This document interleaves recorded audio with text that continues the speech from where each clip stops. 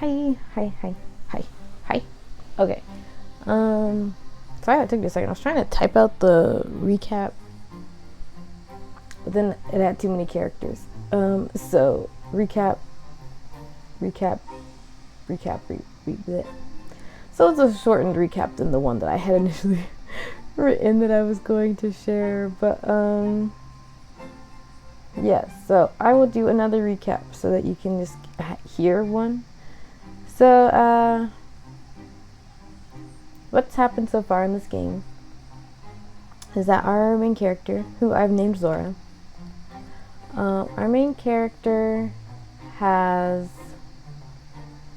as a kid, was very tomboyish. She was a very tomboyish kid.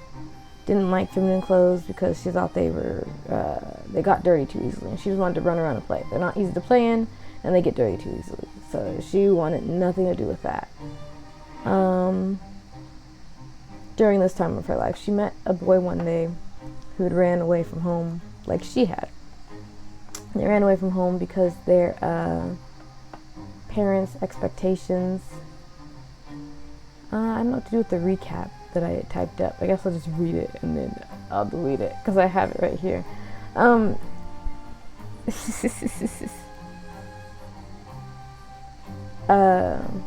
Whoops. Sorry. Right. So, but that was just a one-time meeting. She tried to hide him at her house. Her mom called his parents so that he could go home. The MC ended up taking interest in more feminine clothes and fashion design after her grandma passed. And that was like a very big, what do you call it, like chapter, or like something that happens and you're like sad about. I forget what, but like something that's big in your life, like a big, one of those things that probably creates an island, like Inside Out speech, creates personality island. I think it's one of those type of events for her. So, why'd I do that? Okay, so,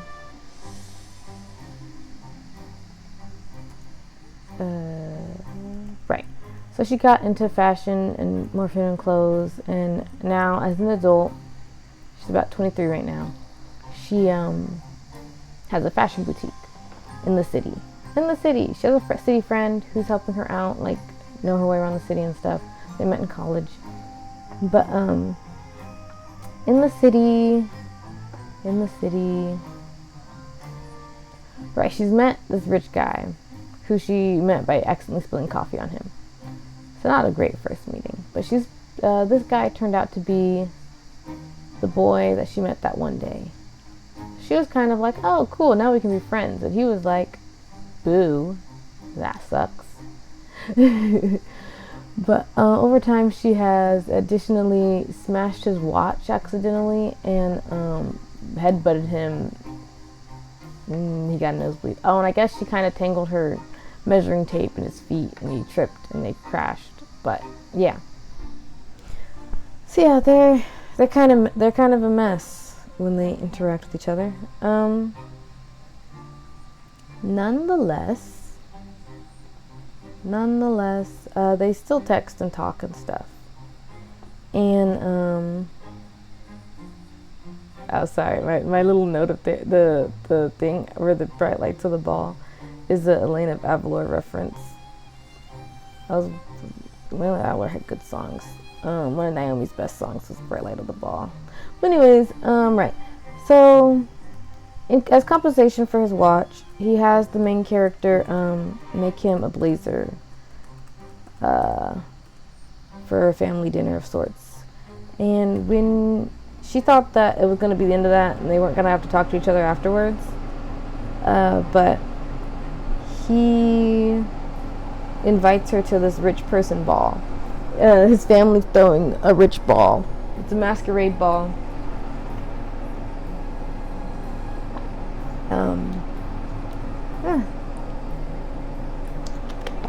She was hesitant to go, but she thought he was challenging her So she agreed to go because, like, on one hand, yeah, it is good for her and her business to be able to see all these outfits and also put her outfit out there, like her own creations. But also, she was like, he's testing me somehow. I don't trust it. I don't trust it. But she went anyway. So that's where we currently are. We ran into someone who was probably him, and she tried to keep their banter up, but he just kind of like brushed her off, like she was just being weird, and walked off. So when she was looking for him, she ran into this girl who was drunk and was like, "Oh, you're by yourself? My cousin's by himself." So she brought her to her cousin, who has been fairly pleasant, like nice to her. Offered to help her find the person she's looking for. And they were doing some Cinderella flirting right here. Some Cinderella-related flirting. Cinderella-coded jokes. But I have decided that I was going to try to get the achievement for all kind options. I mean, initially I was just going to play all kind, but then I saw there's different things you could do. And if you do, you can do all fierce, mostly fierce, all kind, and excuse me, and mostly kind. And I'm going to try to stick with the all kind, but I do get curious. I'm like, oh, but what happens if but this option in particular, it's like, but what would happen? What would happen if we stuck around here a little bit? But maybe I'll do that in another playthrough. I should probably do more playthroughs of the game because there's lots to play through. Which makes me wonder if I should do more playthroughs of the Practices games, because that's the games I was playing beforehand. But yeah. Anyways, I've written down things that I can talk about while I make clothes, because I felt bad when I make clothes because I kind of just like start zoning out. I try to talk during those a little bit too, but like there's not much to think about when you're making the clothes.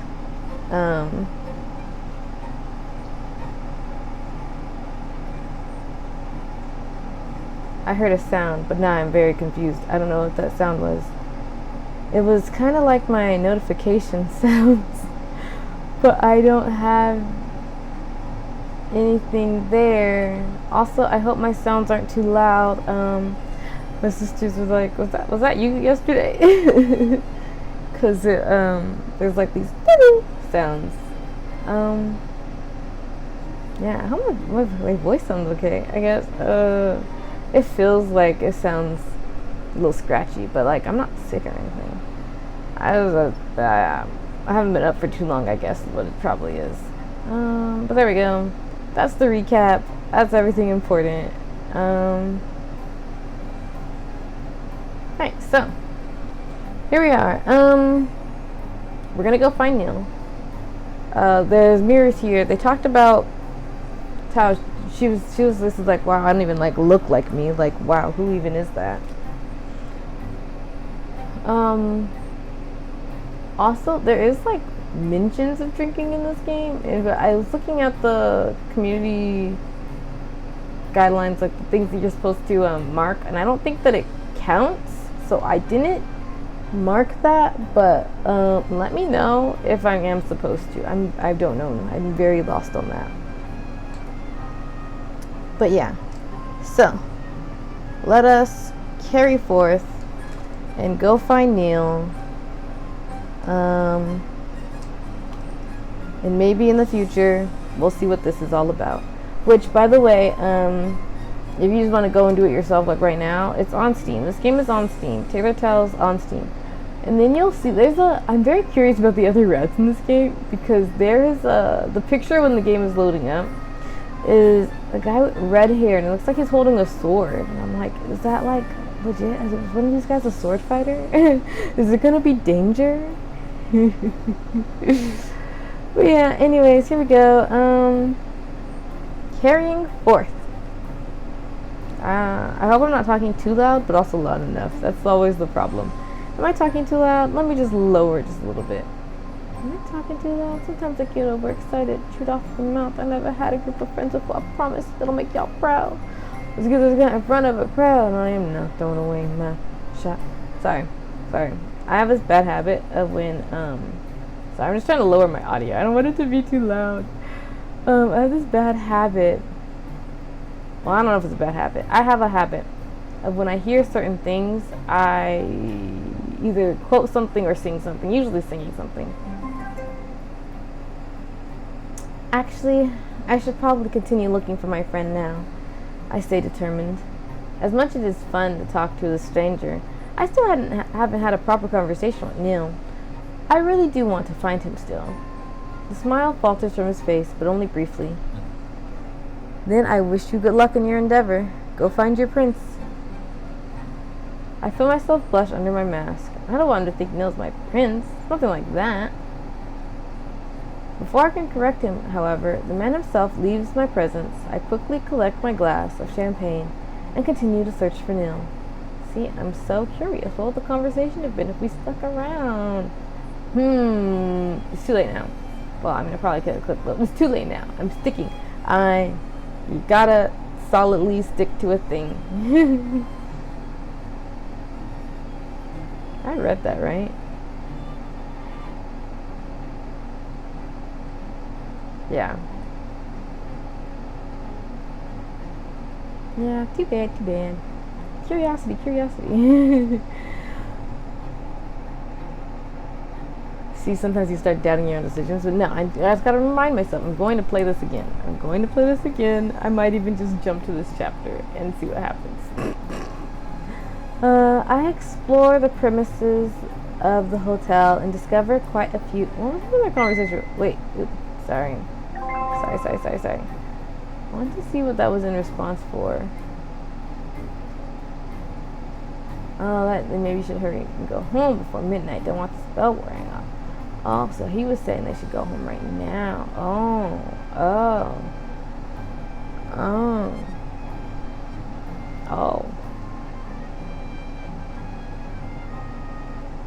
I explore the premises of the hotel and discover quite a few more interesting rooms. Well, as the large courtyard they have decorated with LED lights. The moon is out and it's a little bit chilly, but I'm determined to find that weasel of a man again and give him a piece of my mind. Maybe even tease him about having other men flirting with me. Yes, that would be fun. I don't have much luck finding Neil, but I've at least been mingling a tiny bit with the others at the party. Mostly I've been getting compliments on my costume, and I've returned the favor, but Neil is nowhere in sight. After I've had 2 glasses of champagne, enough to loosen up, I finally spot that purple hair again. Hey, I call out to him and walk up. Neil stops in his tracks to look at me. He's with a group of other men. Finally, I caught up with him. Do you think it's fun making me run around looking for you? Me? He asked, looking slightly confused. Yes, you. Who else? I think you've mistaken me for somebody else. I roll my eyes. I couldn't possibly mistake your pompous attitude. It's unmistakable. Who's this? Asked one of the other men. I don't know. Some crazy lady, says Neil. What? I immediately yell. I'm not crazy. It's me, Zora. Come on, let's go, says the other man. No, wait, Neil. I know it's you. Come back. I reach out for his black mask and tear it off his face. It's not Neil. Oh, I knew it. I knew it. I knew it. Green eyes stare back at me. That's definitely not Neil. My blood runs cold. Oh, I say with a blank stare. This is someone else completely. The man snatches his mask away and promptly puts it back. Crazy. He mumbles and he scuffles away with his group of friends. Definitely not Neil. That's so funny. I like that. The little character thing. I had a feeling. Ooh. I awkwardly slink away from the crowd and find a quiet spot behind the corner to gather my wits again. My cheeks are burning from the embarrassment. The chill of the night stings even more. I mistook some stranger for Neil. I even made some really nasty remarks. Oh no, I really do look crazy like this. I let that sink in for a while. The way I treat Neil, others are calling me crazy for it. Maybe it is crazy. Maybe these people are right. Our thing, our pettiness, our argumentative atmosphere, why are we even doing it? But it's not like I wanted it to be this way. It's to always argue with Neil, to find something to insult him on. No, in the beginning I thought we could even be friends, considering we had met each other when we were kids before, and now look at us. We're essentially behaving like kids again. It doesn't matter that Neil basically started it. I should have been the better person and not stooped down to his level. I'm ashamed of my own actions towards Neil. I shouldn't behave so petty and bitter. I sit down on a lone wooden bench and sigh. What am I even doing at this party? I know I convinced myself it's because I wanted to make some connections for my business, but I can't really fool myself any longer. To be truthful, I just wanted to rub it in his face that I had made a beautiful masquerade dress, and hopefully he would have complimented me for it. Yet now, I haven't even met the real Neil. Is everything alright? I nearly jump out of my skin when I hear a sudden voice from behind. I crane my neck to see who it is. It's that black-haired man from before. Sorry for startling you, he says. Can I sit next to you? I scoot over a bit and pull my dress along to make room for him. He slowly sits down next to me. I didn't see you around anymore. Thought you had already left in your carriage, he says.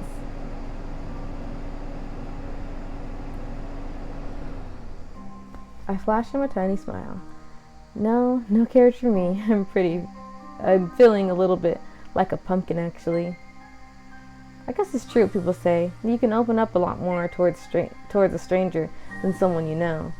Because I have no trouble letting this man know what I'm feeling. Oh. Do we think this is Neil, guys? Do we?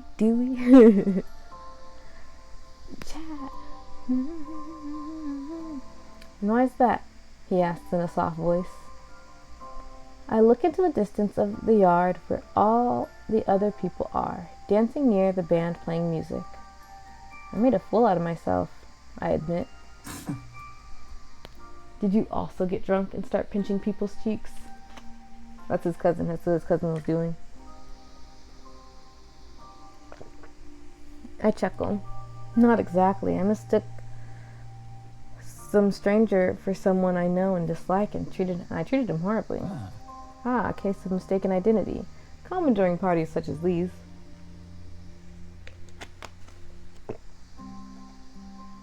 There's a silence between us. I can hear the sound of the leaves ruffling in the wind, and I shiver just the tiniest bit. Like it's completely natural, the man leans closer to me, and I can feel his warm arm to the sleeve of his blouse. It's making my heart beat a little faster. Maybe you shouldn't treat people like that in the first place, he says. Not that I know what happened between you, of course, he quickly adds afterwards. That'd be right in the feels. He's completely right, of course. I shouldn't be treating Neil like that, not at all. I want to say it's because he started it first, but that's just an excuse. I shouldn't have gone along with any of it, and I know it. No, you're right, I say with a sigh. How's your cousin doing? I decide to change the subject. Drunker. Lovely. I shiver once more. This man's body heat isn't enough to keep me warm. It's October after all. Before I can even say anything, the man drapes his cape around my shoulders. My fingers reach out for the ends to keep them from slipping off, and my eyes look over at the stranger. A buoyant? Is that how you say that? I don't know how to read words, guys. That's a boy, right? A buoyant feeling wells up in my heart. I don't know what that means. I'm sorry. I gotta Google that. I need Google. Okay, define buoyant.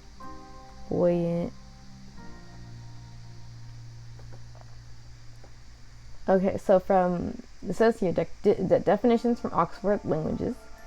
Let me look at the sentence again. A buoyant feeling. Okay, so possible definitions are able or apt to stay afloat or rise above top of liquid or gas. Okay, so it's not that one because, yeah. So the next one here is cheerful and optimistic. And the next one is of economy, so I think it's like more cheerful. Okay, gotcha. gotcha like a moth to the flame.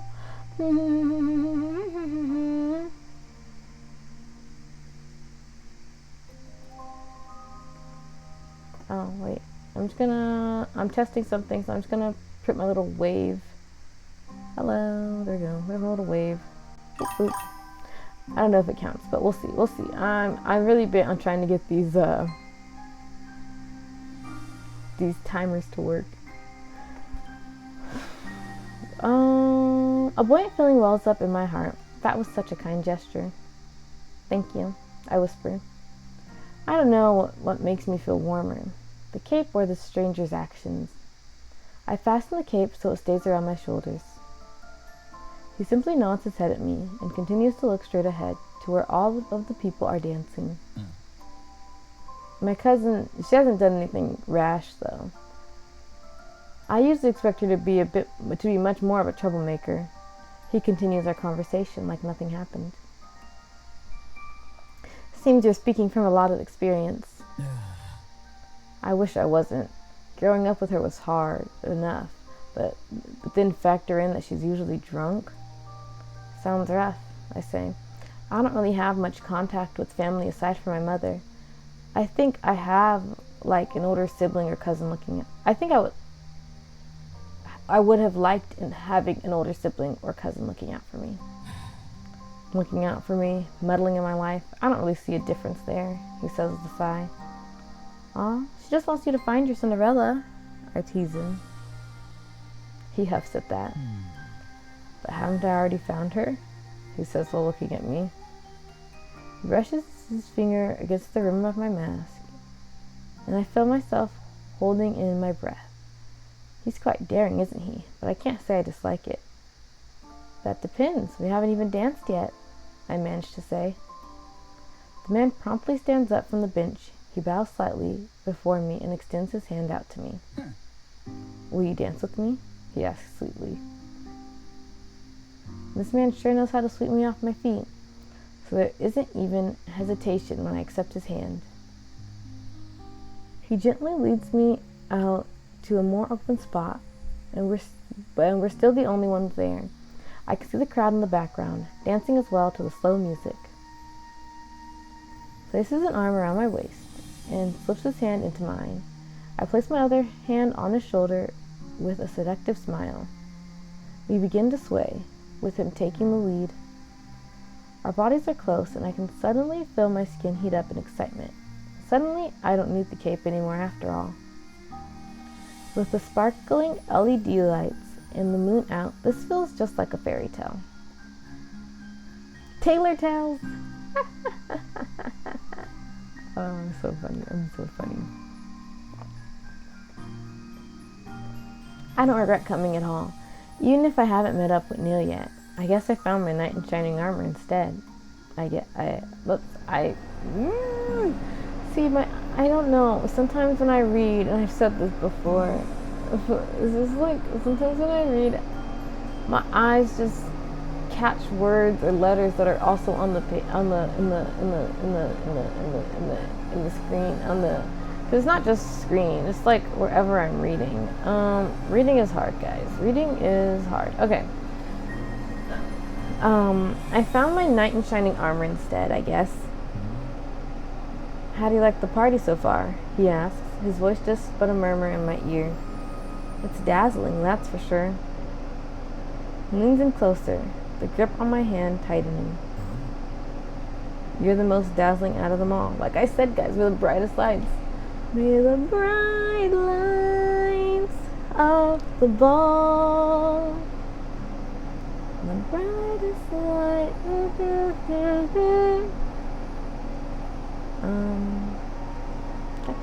Gotcha. Yeah, like I said, Bright Lights of the Ball. Name of Avalor. Naomi's one of her best songs. In my humble opinion. I am delighted you were invited. I flush red at the compliment. He really doesn't back down on his flirting, but it's making me feel all warm and fuzzy, safe and secure in his arms. We continue to sway back and forth, just the two of us in complete silence. So how about now? Will you be my Cinderella? the man asks in a low and husky voice. His face leaning closer to mine. Our mouths are almost touching. Wow. What?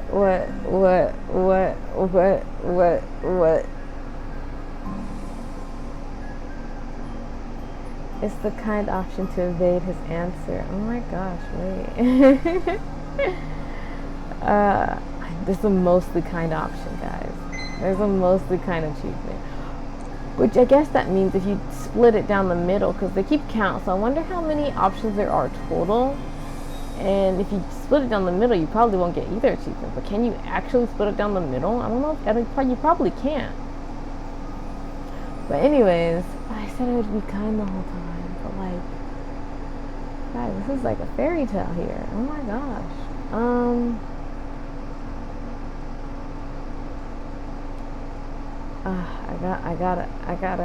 I said I would commit. I said I said I'll play it again. I gotta convince myself that I'll play it again. It's like this game is different. Excuse me, sorry. Playing this game is a little different than when I play sorry. Can you hear? I was moving around to reach my water, so I either got too loud or too far, I don't know. But so when I played like the R Life games, if this was an option, I would just save. I would just save in a new slot and then continue, and then I could be like, yeah, I'm gonna go right back there in a second. I can't do that here. There's not even rewinding the conversations. Right? There's not rewinding the conversations? Yeah, there's not rewinding the conversations. So this is... It's so tempting, you know? It's so tempting to just like, well, I mean, this is a romance.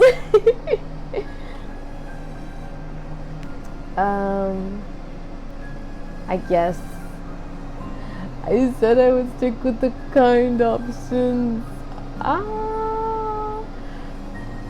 Okay, well, evade this question. Even though I'm like, look, we can't see his eye color. His hair is black. But that doesn't mean his hair is naturally black. We can't see his eyebrows either.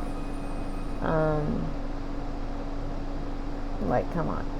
I think we know that it is a decent chance that this is the man in question.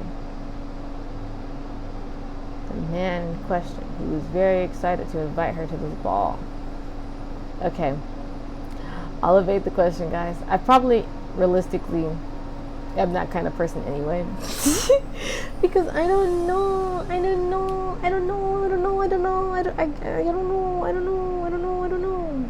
Like if I was in that situation myself, I don't know, guys. I don't know. But as a person playing, I'm like, oh, maybe. Did I read what the options were? The fierce option is to kiss him, and the kind option is to evade his question. So I guess that's what we're doing. Cause I said that I said that I would do all the kind options. I said that when I went into this game. I said I'm going to do all the kind options. Yeah, so here we go. We're gonna do all kind of options. I guess I'll have to play again at some point, and I'll mark in the titles. It'll be like the fierce route or mostly fierce, mostly. Well, I might do those on my own time. It's like a lot of the same ones. Maybe I'll do those with like different characters. If I even can play this, whenever I play this game again. I don't know how many times I should play them. We'll see. I don't even know how much I'll get through this game. Anyways, things might change in September, but I've gone over that already. Okay, here we are. I smile innocently at him. Oh, I don't know. I bite my lip and look up at his mask. He's so close to me. I am sure he can hear my heartbeat erratically inside my chest. Oh, okay. My heart beat erratically. I was thinking like heartbeat is one word. So I wasn't thinking of it like heart, noun, beat, verb. Erratic, the adjective. I was like heartbeat, noun. Is a heartbeat a noun? Because it's a thing, right? Yeah, okay. Well, anyways, noun, verb. Gotta break down these sentences sometimes because your girl also struggles to comprehend what she reads sometimes. Your girl, your person, whatever you want to call. I'm funny. Okay, yeah, I read this already. I guess I need to prove myself. His breath gives me chills. Is he going to...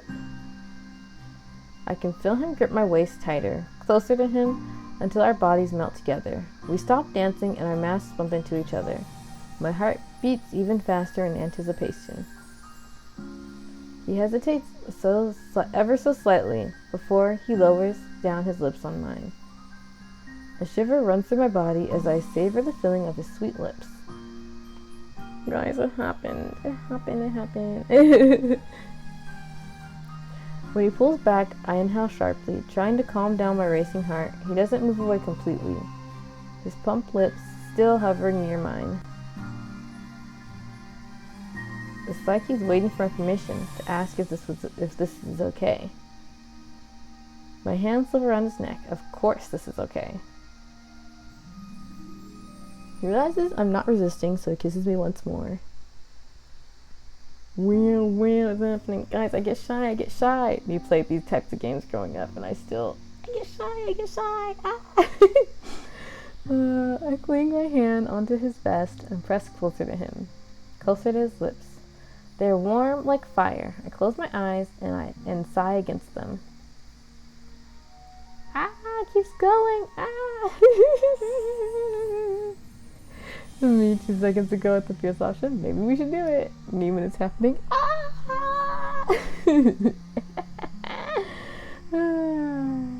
His lips caress me gently and almost hesitantly, trembling ever so slightly as if he's afraid of something. But the longer we stay like this, the more confident he grows, especially when I'm responding and shivering to his touch. I am in disbelief with what's happening, and we both break away from each other.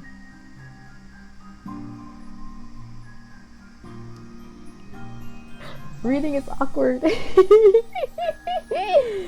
I'm gonna reading, man. Reading sure is reading, you know. Reading is reading, and reading is reading and reading, and reading and reading.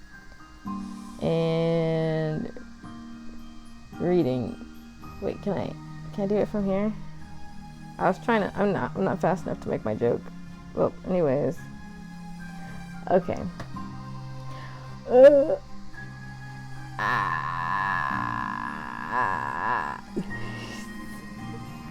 Can't you guys just read in your heads? Like, what? No. I didn't light up that time. See, it was like I wasn't even talking. Okay. I stare at his lips, which are red and moist. I want nothing more than throw myself back at those. I breathe harsher than normal. We stay like this for a little while. Him holding me in his arms. My hands slip away from his neck and I press it against his chest instead. I look down and suck in a breath. My entire body is tingling. I'm even trembling a little. And it's most definitely not because it's chilly outside.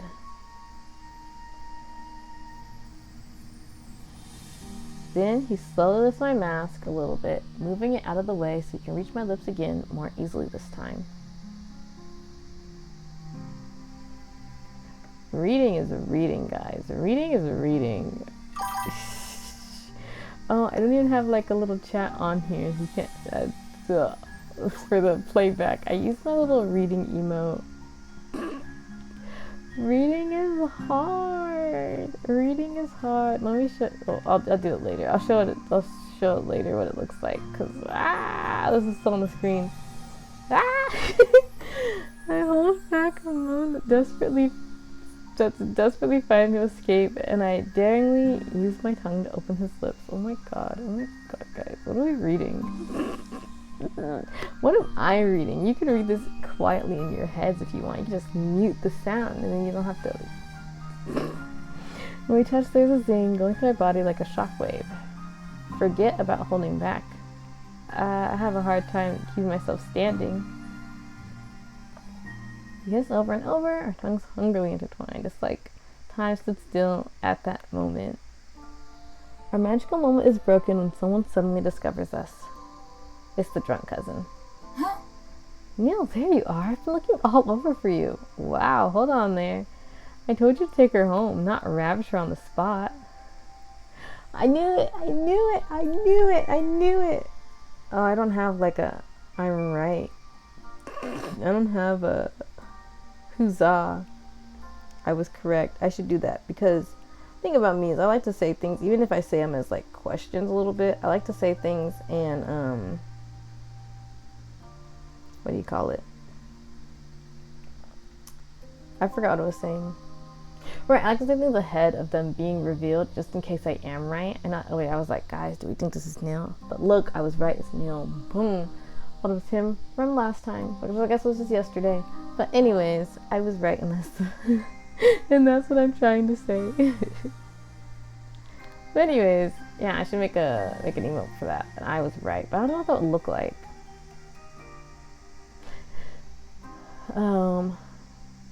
We both jump away from each other, flustered that someone caught us making out. But also my brain started to stop acting like mush, and I had my common sense return to me. Neil? I repeat, suddenly feeling... Say it 3 times! It's gonna happen every time. I should turn that alarm off, probably, but I feel like at this rate I'm just gonna make it a sticker. Say 3 times! Neil? I repeat, suddenly feeling my heart drop into my stomach.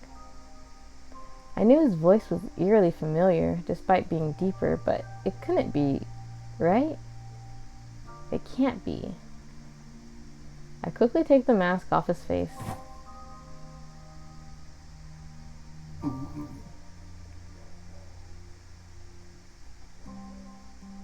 I feel my body turn to stone. There he is. Neil, with his golden eyes that were hidden away behind a mask, sporting a new black haircut. He's avoiding looking at me in the eye. But it's definitely Neil, alright. I'm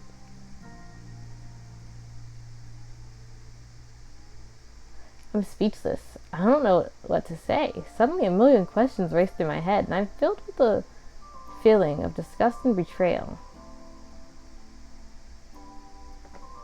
So the fierce option is to slap him, but the kind option is to ask, did you know it was me? Which is a fair question, which, you know, it's like,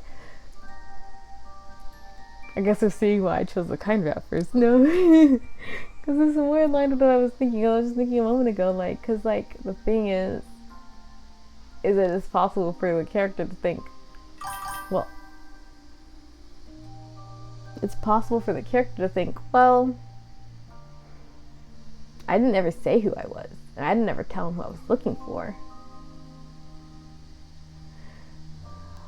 But wow. Yeah, that would be kind of betraying though, huh? Like you can see why someone would do it because they like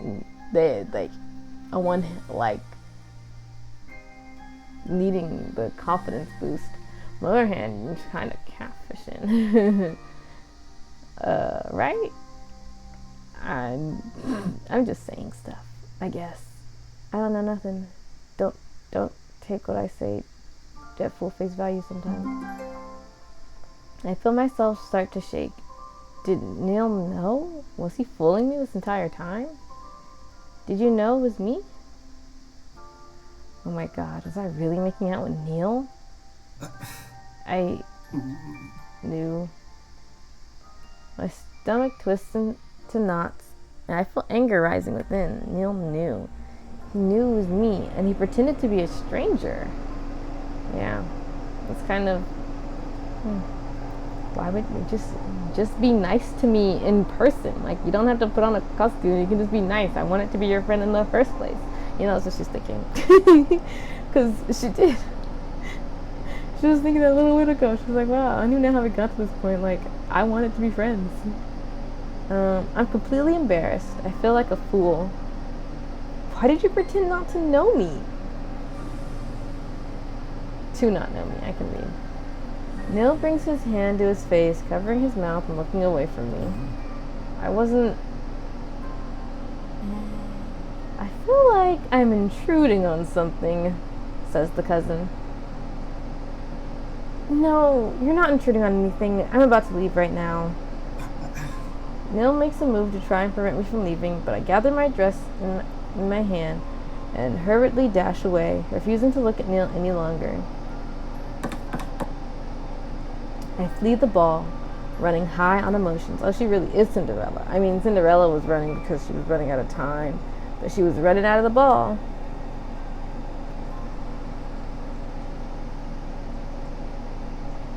And there we have it. I finished chapter 12. And now, let's change our clothes.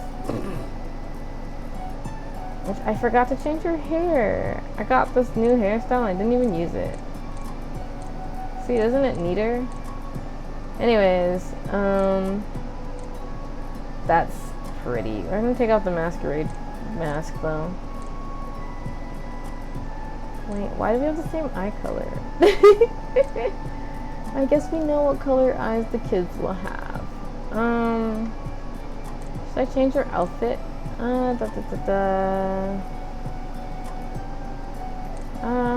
she doesn't have enough good clothes. Wait, let me see.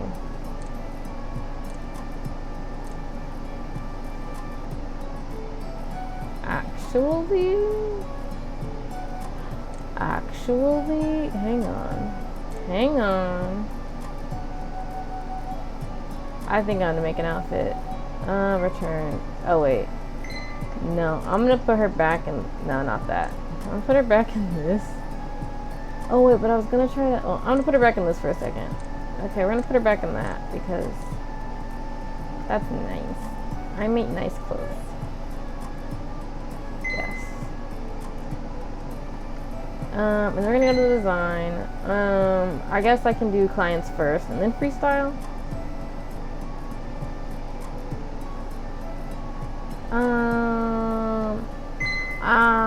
I clicked freestyle.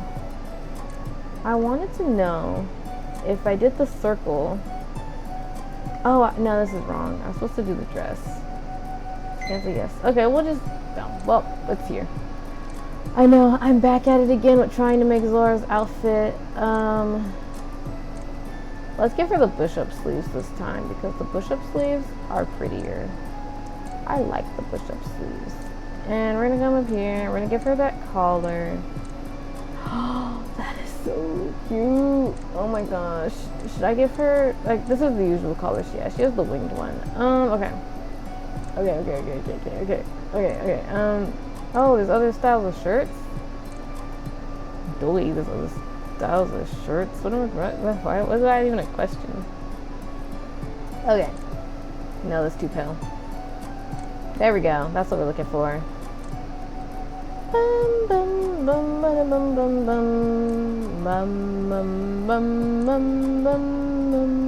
That's, yeah, it's like, bro, just talk to me. Just talk to me, guys.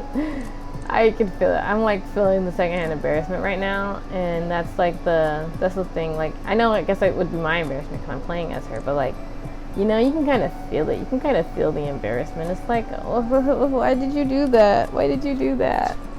Why did you do that to me?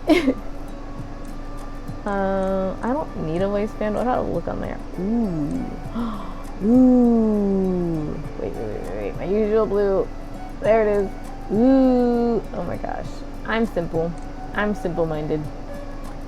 I'm easy to please. I'm easy to please. I have pleased myself very simply right now, and I didn't even actually make that outfit. Okay, so, nope. Here we go. And then we're going to put on the jacket. See, the skirt needs to be longer. It needs to be longer. But for now, this is what we'll do. Right, I can't get another color, but I guess we'll do that one, just so it doesn't take too much attention away from her actual outfit. And this is technically supposed to be really dark blue, but I guess I'll leave it as black. And let's see how the hair clip looks in her hair. The hair clip with red. No. Let's try the other hair. No. Okay, there we go. That's what she's wearing now.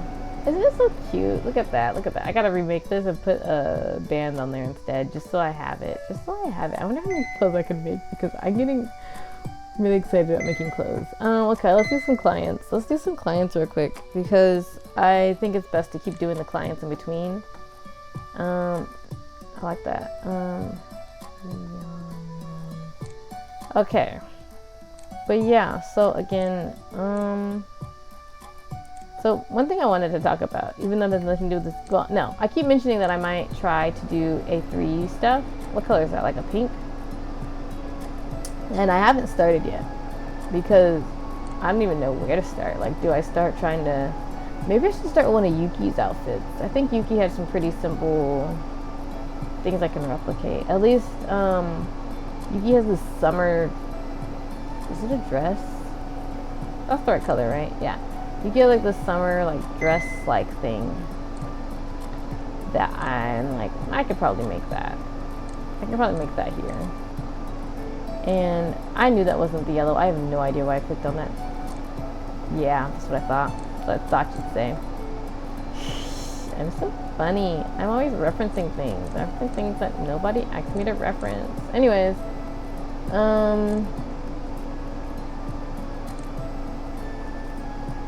that looks right. Okay, so what was I saying? Right, I might try to make maybe I'll start with Yuki's clothes because like I like Muku's overalls, but as far as I'm aware, there's not overalls in this game. There's not overalls in this game. Maybe I should just go through each troop and try to make stuff there.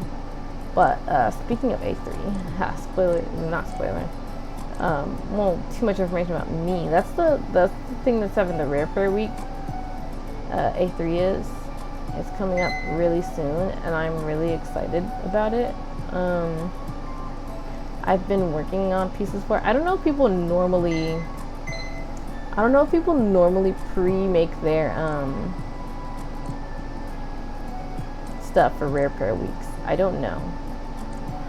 I don't know if they do. But I have now. I have started and I'm very excited. And there we go. This is not the dress that I came to make, but here we are. Can't believe it was a circle one this whole time. Wait.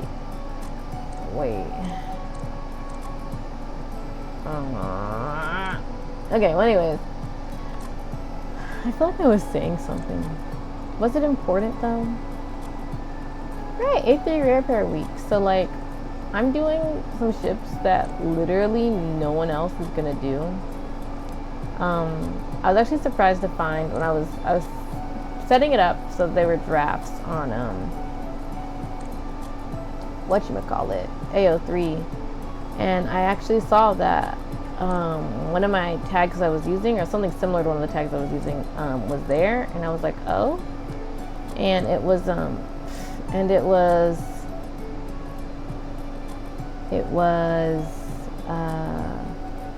I was using it as and, like two characters, like and like being like friends, but like someone actually used it as a ship, and I was like, oh, really? Someone actually cares about this other character here? Ooh, that's interesting, that's interesting. I get excited sometimes when people, oh, wrong thing, no, get your blue back.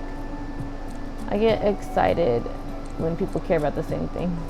It's like, oh, those are my characters. They're not my characters, but they're kind of my characters at this point. Let's see. I'm trying to figure out how to make this look.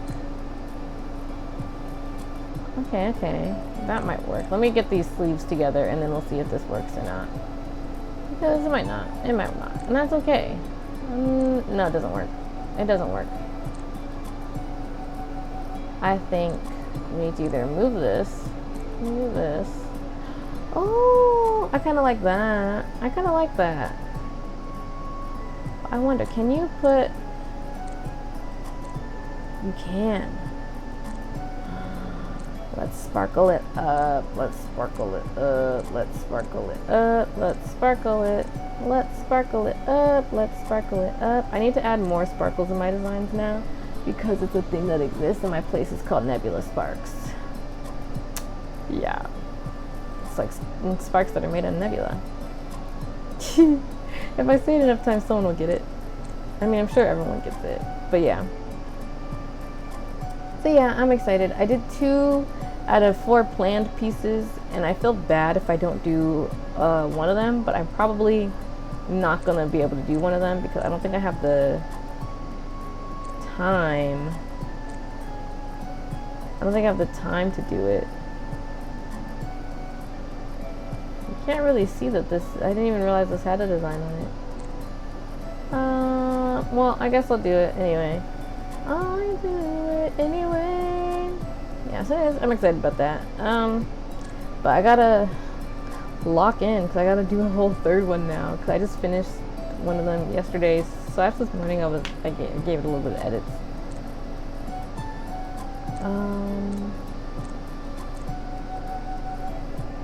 It looks better. It looks better here. It's the pointy ones, right? The winged ones. All right, there we go. I made an outfit. Let's go on to the next chapter. I just hear rambling about nonsense. No, but I'm excited about Rare Pair Week. Because I am. I'm excited about Rare Pair Week. And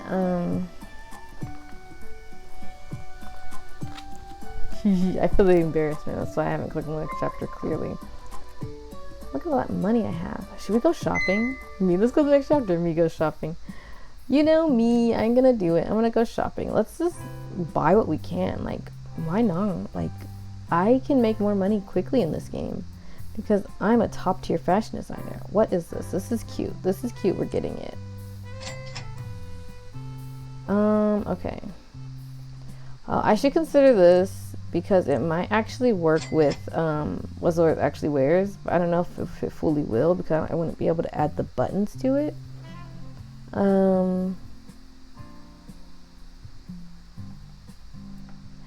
Let's see. What are my favorite sleeves here? No, I already bought sleeves. Let's buy some of these other shirt types. I'm never gonna wear a crop top. Well, let's get it tiered. That's cute. Triangle. Sure. Just buy all the shirts, and then I can say that I have all the shirts. But no, I don't have enough money for them. Who wants that? No, I'm kidding. I'm kidding. I know people like high neck stuff. I'm kidding. I'm kidding. Okay, there we go. I've made scoop or square. Scoop or square. Oh wait, let's just buy more sleeves instead. Oh, these are long sleeves. They look really tight. Excuse me, sorry. I have enough money for them. That might actually fit her better than the current sleeves. I know, I'm always thinking about the exact same outfit that I've already made. Aren't I funny? Okay. There's not more hairs, right? Let's see, what do we got here? This is kind of like one of my OC's hair. How many starts making OCs on here? No, I won't. Well, actually, this is more like her hair. This is like her hair. Yeah, that's more like it. Yep. I could try to make OCs on here, but I don't think I fully would be able to. But anyways, let's not worry about that. We made Zora. We have Zora here, and I'm going to keep trying on her outfit, apparently, because that's what I keep doing. Anyways, now we're... Oh, shoot. Yeah, I forgot about the chapters costing money. So here we are, back again. I could continue talking about my A3 stuff, but I don't want to, like, just in case, like, I don't want to, like, make it too obvious as to what I write, because then you're gonna go, maybe, what if you find it? What if you stumble upon it, and then you're like, wow, that was actually garbage. And then that's embarrassing for me. But I am kind of excited. I gotta write this piece. I gotta write it.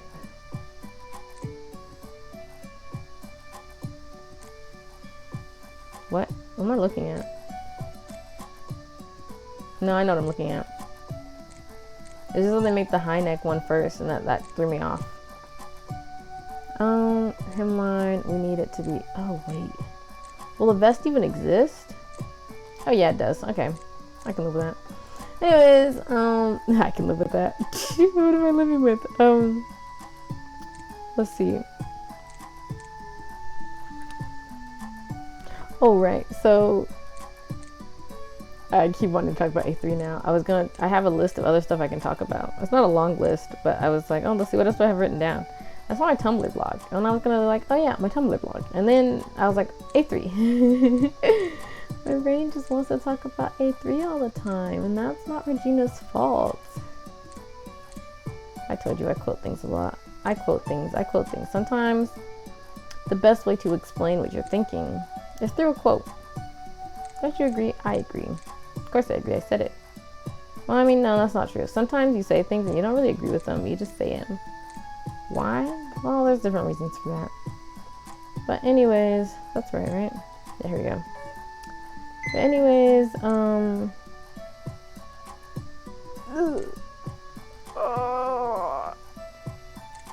sorry.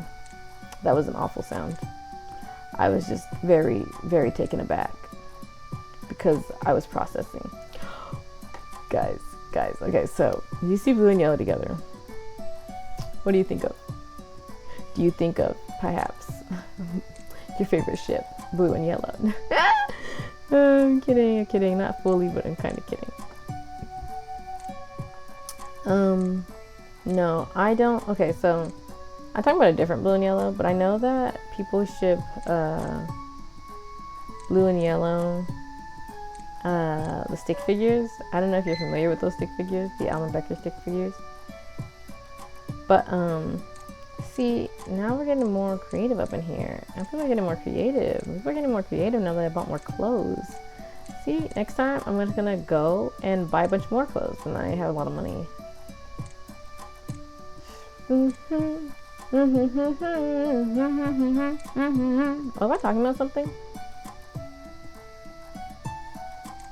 Oh yeah, people ship blue and yellow, the stickmen from Alan Becker stick figures, which is fine. I ship blue and green though. I ship blue and green though. But what I really want is more Blue and Second Coming interactions. I'm like, yes, they are the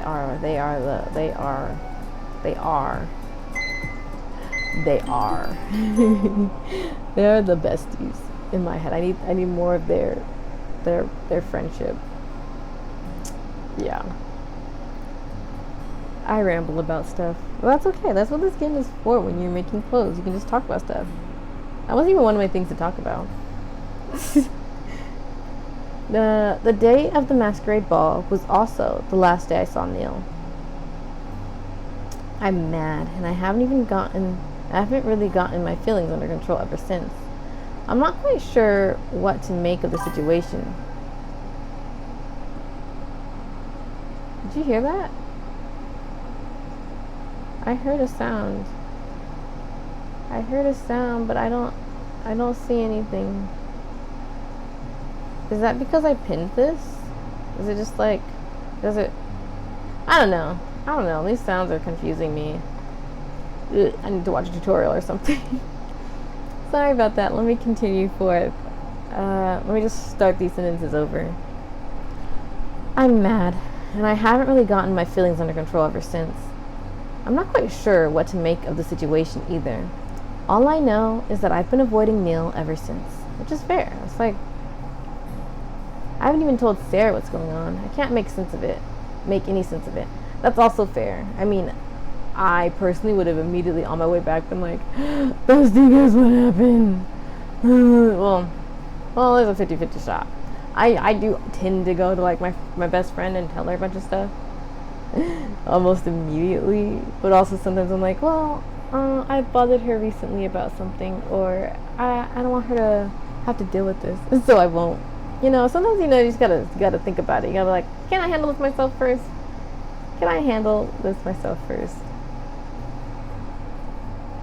I just cannot believe the nerve of him. Pretending he was some stranger who didn't know me, taking me for a fool, flirting with me, making believe I had something real going on. I'm just too angry at him. The door of my boutique opens and disturbs my thoughts. A customer. At least that will distract me. A woman enters the boutique, and with the way she's confidently making her way over to me, makes me think I know her from somewhere. "Darling!" she cries out. I cringe. Yes, I know her. That's the woman from the ball, apparently Neil's cousin. I don't really want to deal with her right now. "Can I help you?" I ask anyway. "It's me. You know, the kind of tipsy gal at the masquerade ball. It's okay if you don't remember me, but I recognize your exquisite taste from anywhere. Nice to meet you. I'm Angela Parker." I simply nod my head and briefly take note that her last name is different than Neil's. "Zara Keller, what can I do for you?" "Well, you see, I had to get my hands on whoever designed your costume. After grilling my cousin about it, he mentioned you were a designer." "Fancy that." She laughs a little. "Anyways, I am in need of your services. I want you to design me a dress for an upcoming Christmas party." Dresses? At last, something I'm good at. I love dresses, guys. Dresses are great. Obviously, she loves dresses too. Look at that. Look at those dresses she's got up. Well, no, I didn't read that. Memory is hard. "What kind of dress?" A devious smile plays on her lips. "A smoking hot dress that will make anyone's pantaloons, underwears." I don't know. I don't say that word often, so it's a little awkward. I know they said it on Nick. You could say it. I hit the mic. I hope that's okay. Sorry about that. A smoking hot dress that would make anyone's panties come flying off, including my own, perhaps. You know, something raunchy. I stare at her a little bit and cock an eyebrow at her. "Perhaps you'd like to go instead?" Angela laughs out loud in a shrill voice.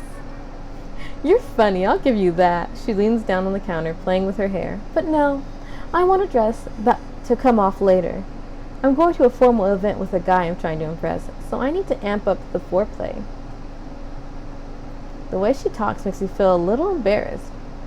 She doesn't have much of a filter on herself. Something red? Or perhaps something black. Maybe something transparent, I joke. "Hey, that could work." She nods her head. "Lately those celebrities are prancing about in nothing but sheer pieces of cloth that are an excuse for a dress anyway. You said the event is formal." Angela shrugs. "They're used to it." I can only imagine how used they are to her forwardness. But hey, the customer is king. "I think I can make you something that suits your taste." "That's fantastic." She quickly rummages through her purse and pulls out a business card. "Here's my contact info. Just give me a call and we can set up an appointment." I accept her business card. It looks actually quite businesslike despite her personality. I'm not quite sure I'm up to this task, but I'll give it my all. "I will," I say with a smile. "Great, you'll hear from me soon. Bye-bye now." She turns to leave the shop.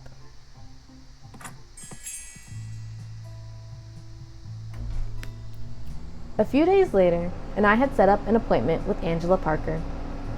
I called her after our initial meeting, and I told her I had a few designs in mind and wanted to look some over with her. For some reason, she was too busy to visit me, so she proposed I visit her instead.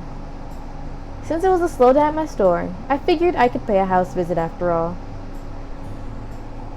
So that's where I am now, standing in front of a tall apartment building, waiting for the doorman to let me in. I've got my portfolio and drawing materials with me. The building looks pretty fancy. I wonder if Angela is just as rich as Neil is. Soon enough, I'm welcomed inside, and I go up the elevator to her apartment.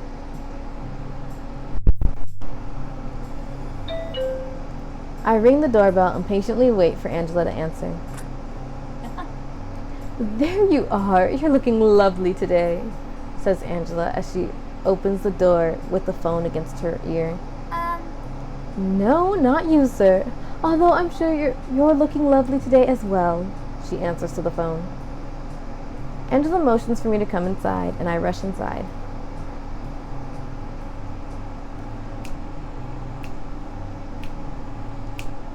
Green and pink, guys. Green and pink. Green and pink, guys. Green and pink. Angela's apartment looks pretty spacious and modern, with funky-looking furniture that seems very contemporary. I look around for a place to sit, and again Angela motions to the very white and pristine couch. She sits down herself, holding a finger to let me know she'll be right with me, and continues talking on the phone. Angela finally hangs up. Sorry about that. I'm busy with work, but anyways, show me what you got. I throw myself into my work, the one thing that keeps me distracted from everything else, and the one thing that's my passion in life. I show Angela my portfolio of sketches that I made for her dress, showing her a dozen designs. With each one, she gasps and compliments me, and tells me which parts she likes and which ones she doesn't. We spend our time discussing what elements we could combine together to create her perfect dress. I'm actually having quite a bit of fun. No one has really shown an interest in my work before.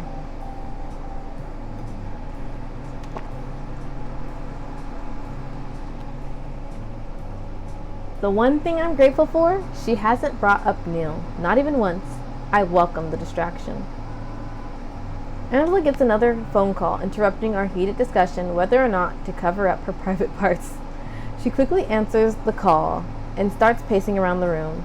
I go back to sketching the dress we were working on together, wondering how I can make it look not so tacky. Why not come over? Angela asks the person on the phone. I'm too engrossed in my sketches, so I'm not paying much attention to what Angela is saying. I hold up the portfolio after I finish the sketch. Angela gives it a quick look over, then points to her chest and shakes her head. I know, I'm sorry guys. I'm so vanilla. I don't know if that's the right wording. I'm so awkward. That's what I am.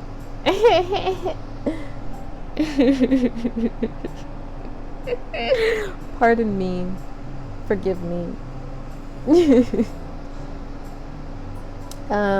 Before babbling some more on the phone, I translate this as not enough cleavage and start conjuring up a new sketch, tuning out her conversation.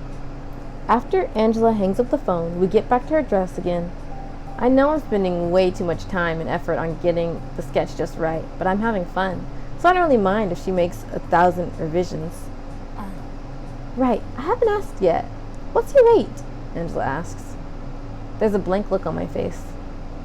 I've always found it rude to tell people how much I charge, especially when each dress was unique and had a different price. I couldn't really answer her question. Oh well, it doesn't matter. Name your price. I'll gladly pay you for all your effort. You're doing such a wonderful job so far. I suddenly feel coy and smile. Thank you. Her phone starts to ring again. Angela throws her hands up in the air and quickly answers it, but not before excusing herself. She walks out of the living room. I take a little breath, wanting to have Angela's opinion before I work any further. I simply look around the room. There's a few photographs hung up on the wall. Excuse me. And I make my way over to examine them. They're mostly pictures of Angela in different attire, from famous looking places such as the pyramids of Egypt, the Eiffel Tower, and a bunch of other famous landmarks. She's traveled quite a bit. There aren't really any family pictures though. I wonder why. But then I spot one that has Angela in it when she was a teenager and a young looking Neil. I feel my face flush red as I suddenly remember that night at the masquerade again. I avert my eyes from embarrassment. Angela walks back into the room. I do apologize for being so busy at the moment. People just can't get enough of me. Your pictures are beautiful, I say with a smile. Do you always travel alone? I only see you in the pictures. Angela's smile falters. She gives me a faint half smile instead. Mostly yes. Not on good terms with the family and all, but that's a story for another time. Now, where were we? We get back to work, and we manage to get a little bit more of the design done. Then the doorbell rings. Angela leaves the room to answer, and I'm back to pouring my ideas into my sketches. Couldn't it wait? I hear someone say from the hallway. No, it couldn't. You have to see this. I've been dying to show you. I hear Angela respond. They walk into the room. I look up from my portfolio to greet them. Hi. I swallow my words. Neil immediately averts his eyes. He's still sporting that black hair of his that's so blah, blah, blah, blah, blah, blah. Can I read? Let's see. He's still sporting that black hair of his that's so unfamiliar on him, but his face is all too familiar to me, despite looking paler than normal. What's she doing here? He asks Angela. Excuse me, what are you doing here? Angela knocks him over the head. Be nice, young man. I'll have you know I've commissioned her to make me a dress. Huh. Yes, but why is she... Neil gestures with his arms. Here. Angela sits down next to me on the couch. I'm too busy to leave, so I invited her over. So we have the options of fierce, which is don't talk like I'm not here. And then kind, which is to greet him politely. I look down at the floor and clench my fingers into a fist. This is so awkward. Nope, there's no so there. Oh well. I said it was so awkward because now I'm feeling the moment as the character. This is so awkward. Changing words. It's okay. Let me start over. I apologize. I look down at the floor and clench my fingers into a fist. This is awkward. But I try to be polite and greet him. Hello, Neil. I can feel Neil's eyes on me and hear him sigh. Good day, he says stiffly. Neil quickly averts his eyes again and frowns at Angela instead. You didn't ask me to come over for her, right? You know I'm swamped with work this week. I can't afford to take off breaks. Pooh-hoo, you're always working lately. Pooh-hoo. I just wanted to show you our vase. Just look at how fabulous it turned out to be. Angela points towards a simple white vase standing on top of the coffee table. Neil sighs loudly, covering his face with his hands to show his disappointment.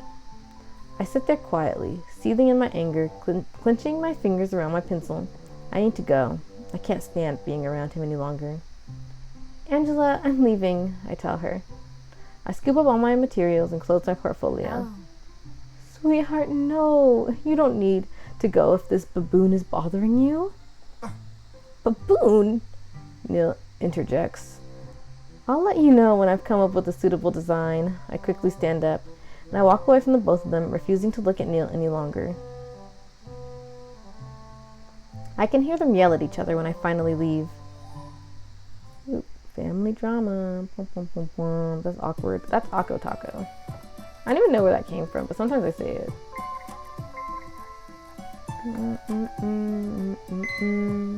We like to make at least 4 pieces of clothing so that we always have some money. We like to make some pieces of clothes. I like the music in this game. I think I've said that before though. So, right, the thing about my Tumblr blog that I was going to mention earlier before I got so distracted is that I wonder if I should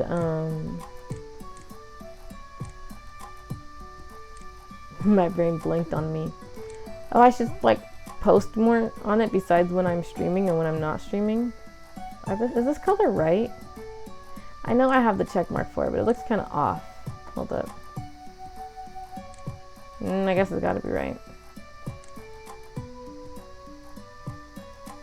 Yeah, I guess so. Is that color right? Yeah, I don't know. Something is just looking off about it. I don't know. But I said I did it right, so there you go. What was I saying? Something kind of, oh right, my Tumblr blog. So I was wondering if I should like post more to it, but like I was like, what should I post there? Like my emotes? But then most people just take them. But I guess, I don't know. I don't know. Does it, should I post? I don't know what else I could post though. I mean, I guess I could talk about what I'm doing in the games, and it's like a recap so like people can see that between time. Yeah, maybe I'll do something like that. I know that like, because I don't have a blog, like someone who I follow on here is Blurdy. I'm a fan of Blurdy Otome. I know that she has a game review blog. I don't have that. But yeah, I don't know. I'll figure it out. I feel like I should do more with it, so it's not just here's what I'm streaming. Because it's like a little bit, nah, you know. I guess I should have gone to the store and spent all my money first. How much money is this chapter? 165. Okay, I'm gonna go to the shop. I think I should go to the shop more often because we like to have stuff, don't we? Yeah, we do. You're agreeing with me. We all like to have stuff. How many zeros is that? Oh, princess, slit. Princess or the slit. Let's.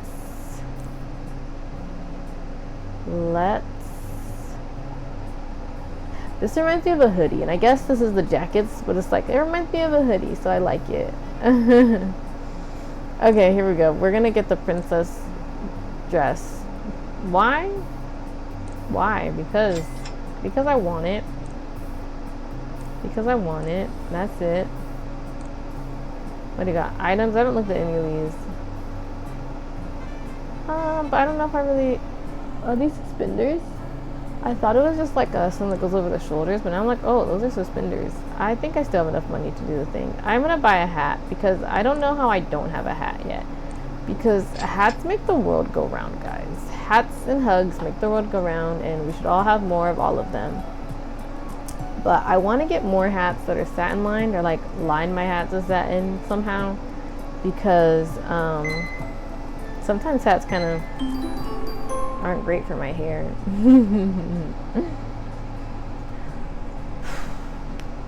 Reading mode on. I'm sorry, I don't know, I'm so goofy. It's been about a month since I started working on Angela's dress. She needs it next month before Christmas, so I've been working extra hard.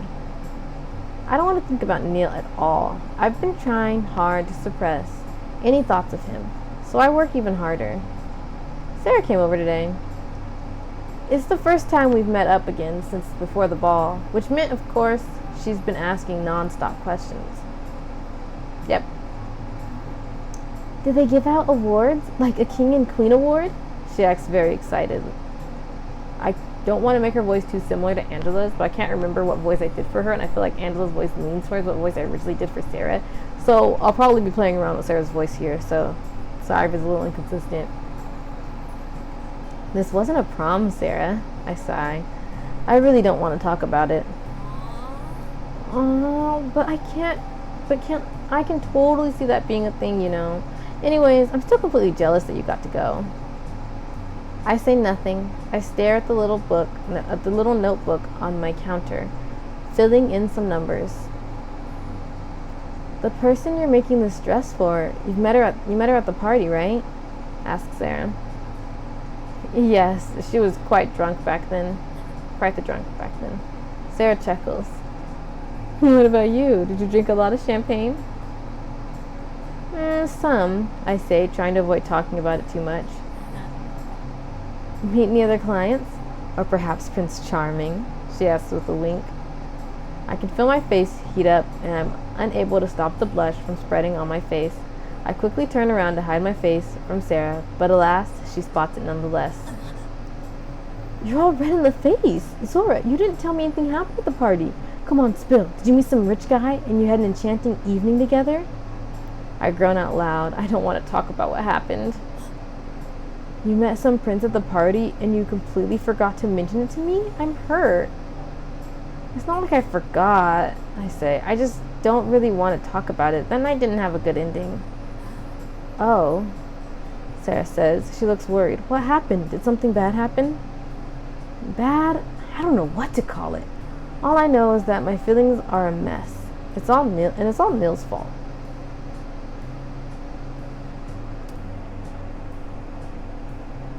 He didn't get molested, right? I'm sorry. I know I should just say words. But I also don't know what flies and what doesn't. I'm sorry. Sarah sounds really serious all of a sudden. What? No, I shriek. No, nothing like that. Although I guess it does feel similar to it. Had I known it was Neil, I definitely would have never gone along with it. Dubious consent. That's what that's called. There's a tag like that on Tailor. I never would have kissed him. Or at least I think so. I'm still so confused. Good, Sarah sighs in relief. Don't scare me like that. You don't have to worry about that. I'm just a bit overwhelmed at the moment. I need some time to process it. Sure thing. My phone vibrates. A welcome distraction from our conversation. Alright, I might change your phone. I'm gonna take a look. I think it's just the wallpaper that changes. I answer the phone. Nebula Sparkles. How may I help you? Zora, I have to ask you a big favor right now. It's Angela. She sounds distressed. What is it? I ask, a little concerned now. Is she canceling the commission? Neil, he's in the hospital. Doesn't he work at the hospital? I state as a matter of fact. I don't know what happened. They say he's collapsed. His parents are out of town, so he's got no one taking care of him. I'm in Italy at the moment. I can't visit him either. Lovely little country, by the way. They've got wine to die for. Is he okay? I ask softly. As much as I don't want to admit it, this news fills me up with dread.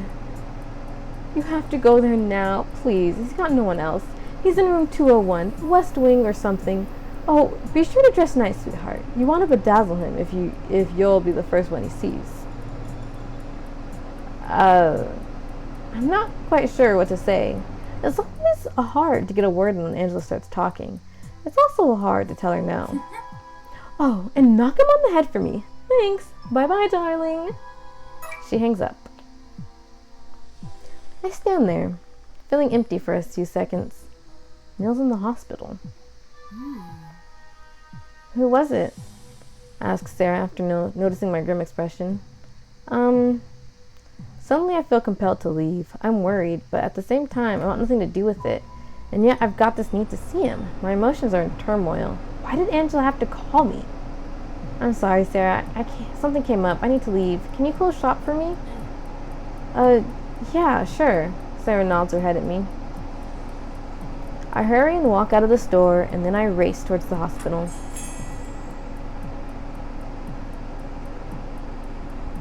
My heart is thumping loudly when I arrive at the hospital. I ask the front desk where he's being held, and they give me the room number. At least he isn't in the ER or something.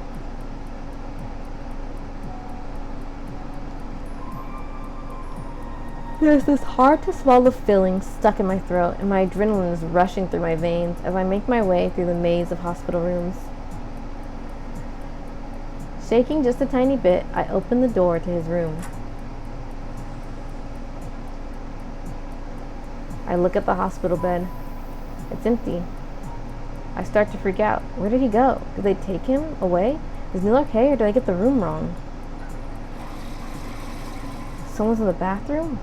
That scared me. I just about had a heart attack. The bathroom door closes. Out walks Neil, wearing his usual clothes. Oh. He looks surprised to see me. He looks absolutely fine. I stand there, rooted to the ground. I want to yell at him, and I want to embrace him. I want to hit him, yet kiss him. I've never had such conflicting feelings before. Angela told me he had collapsed, but he's up and walking about. In fact, he seems quite healthy. Yell at him for worrying you. Ask him if he's alright. Are you okay? I ask. I feel myself tremble a little. I'm Neil looks away from me. All right. There's an awkward silence between us. The tension in the air is thick and hard to swallow. Neil is fine, and yet I raced out here like an idiot to see how he was. I'm regretting it so hard right now. I was worried, I say softly. Neil clicks his tongue. Don't be. I didn't ask you to. Why are you here? Angela called me. She told me you collapsed. That conniving little Neil mutters. He sighs deeply. Look, I'm fine. Obviously not, I bite back. I simply haven't had the recommended amount of sleep for the past 3 days, so my body shut down.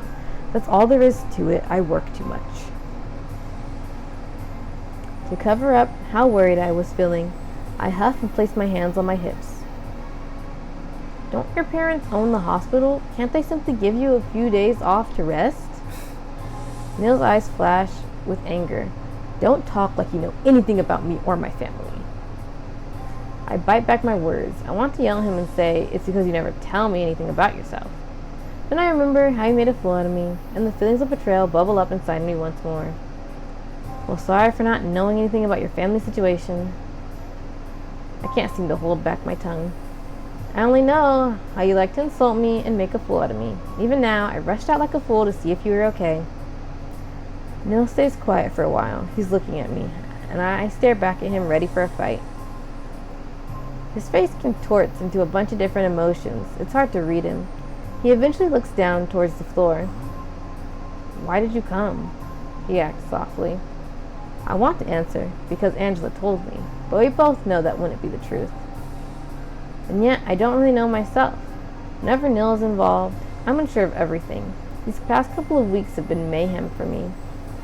I don't know, I answer truthfully, but I'd hate myself if I didn't at least check up on you despite what you've done to me.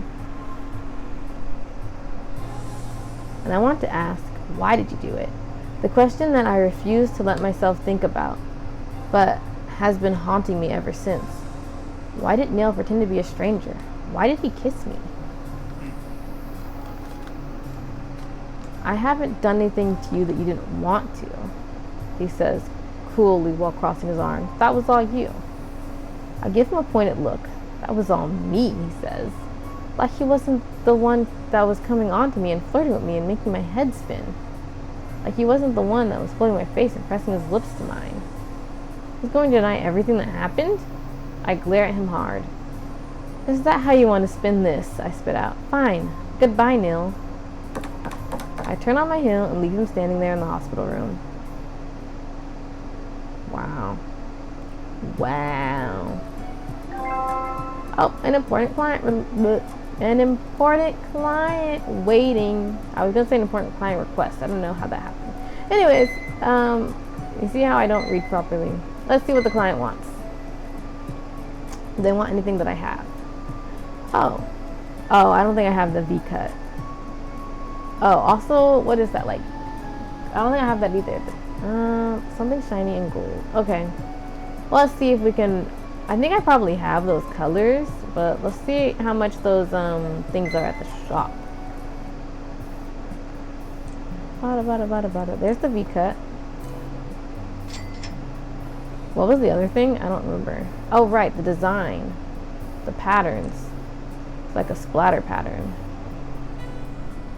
Is it that one? It might be that one.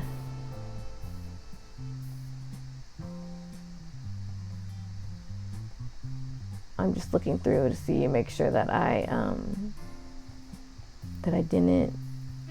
Oh wait, that's not the one I was looking at before. I think it's that one actually. Oh wait, it's one of those two. All right, well I gotta go make some money because I'm broke. Brizoke.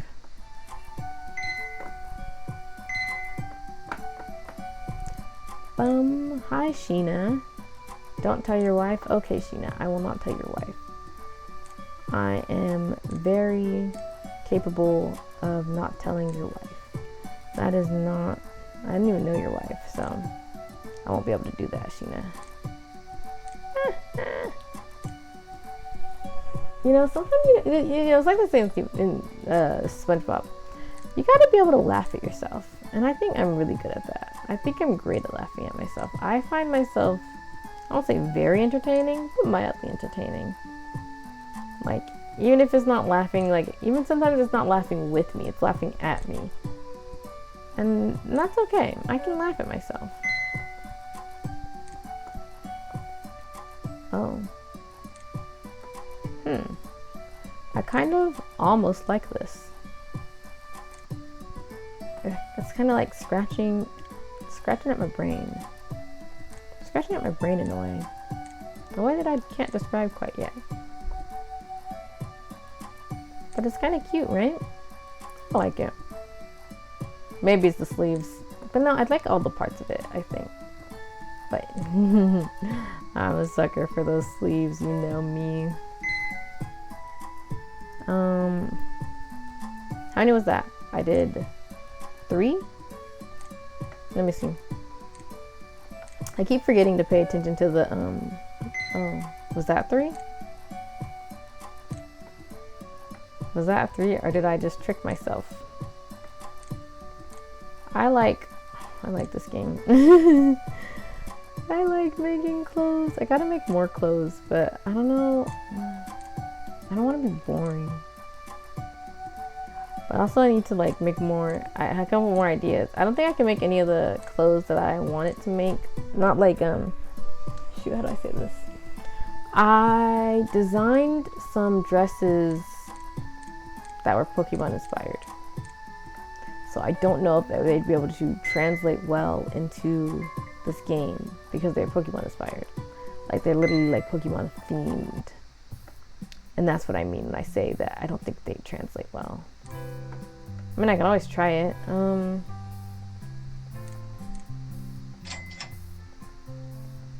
Hopefully, hopefully, I don't think that's what she wanted, but I'm gonna get it anyway, just in case. Hopefully that's everything. If not, I'll have to come back to the store. But that's okay. You know, it's kind of okay. It's kind of, you know, I like to spend my money here.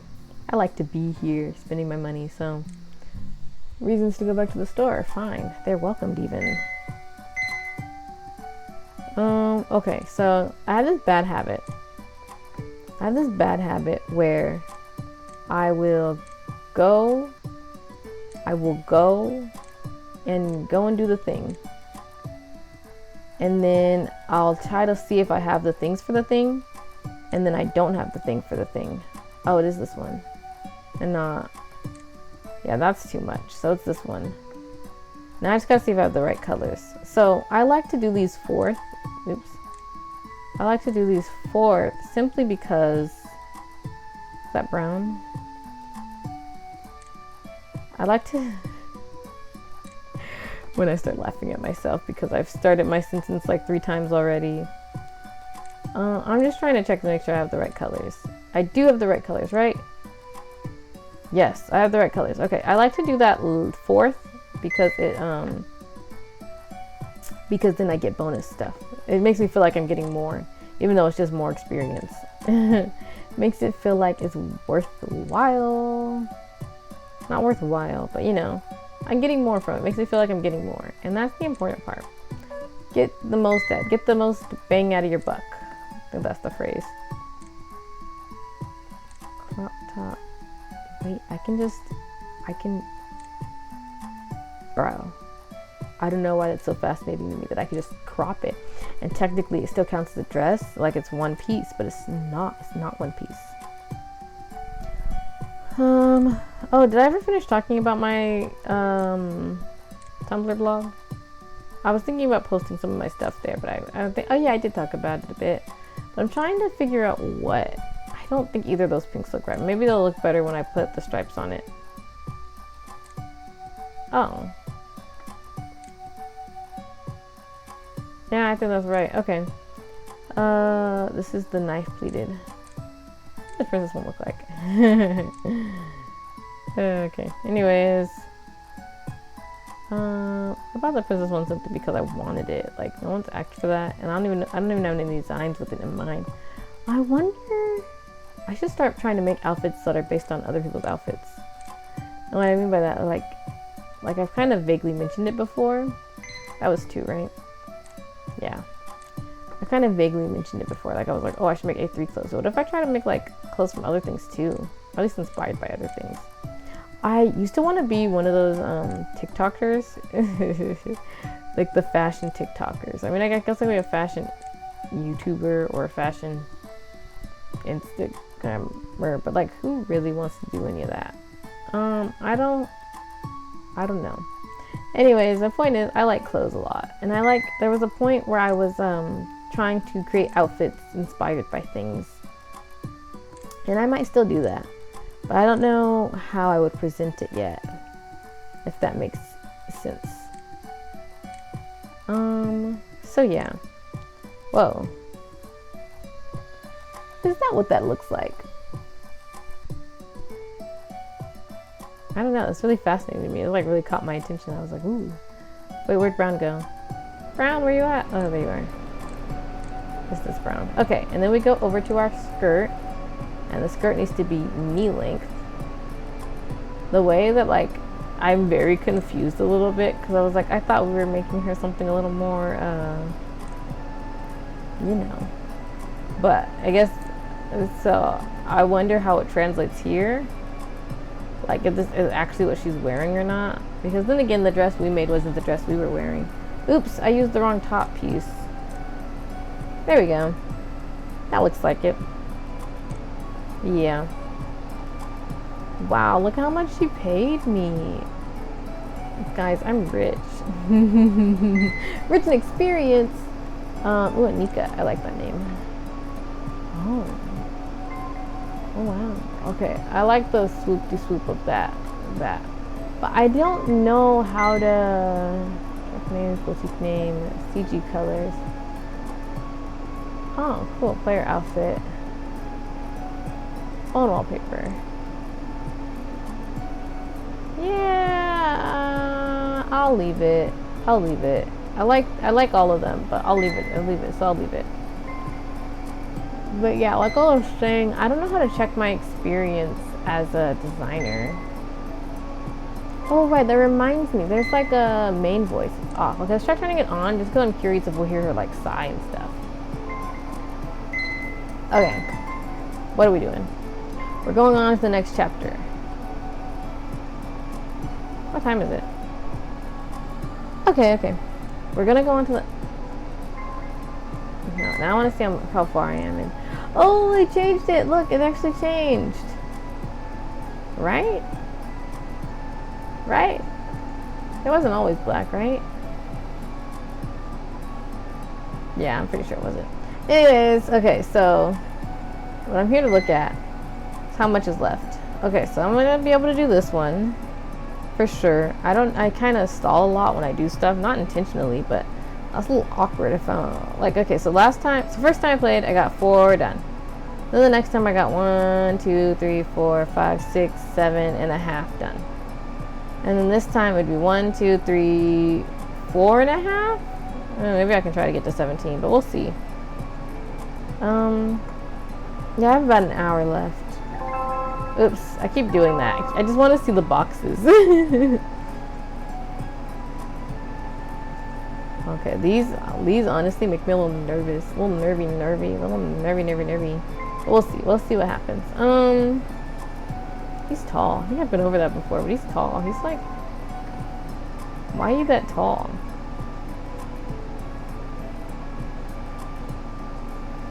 Wait, that said you can change the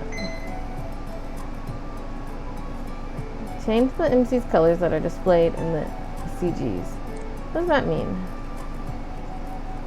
Oh, I see. Oh, can I change it like that? I'm curious. I don't like those clips in that hair though. I feel like I need to change her outfit if I commit to this. Yeah, I gotta change her outfit if she's gonna wear that. Let's see. Oh, it's not the jackets. That doesn't look so bad. But I feel like I can do you one better. I'll need to make a new outfit for her. Yeah, there's just something off. I need to make a new outfit for her so I can make that hair work.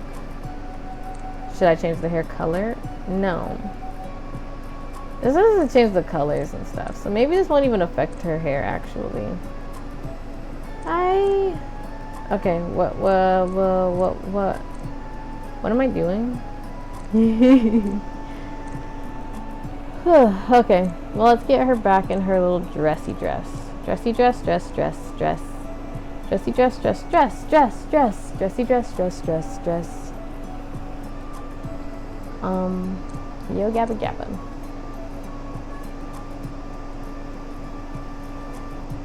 Oh, I didn't put the hair clip in her hair. That's okay.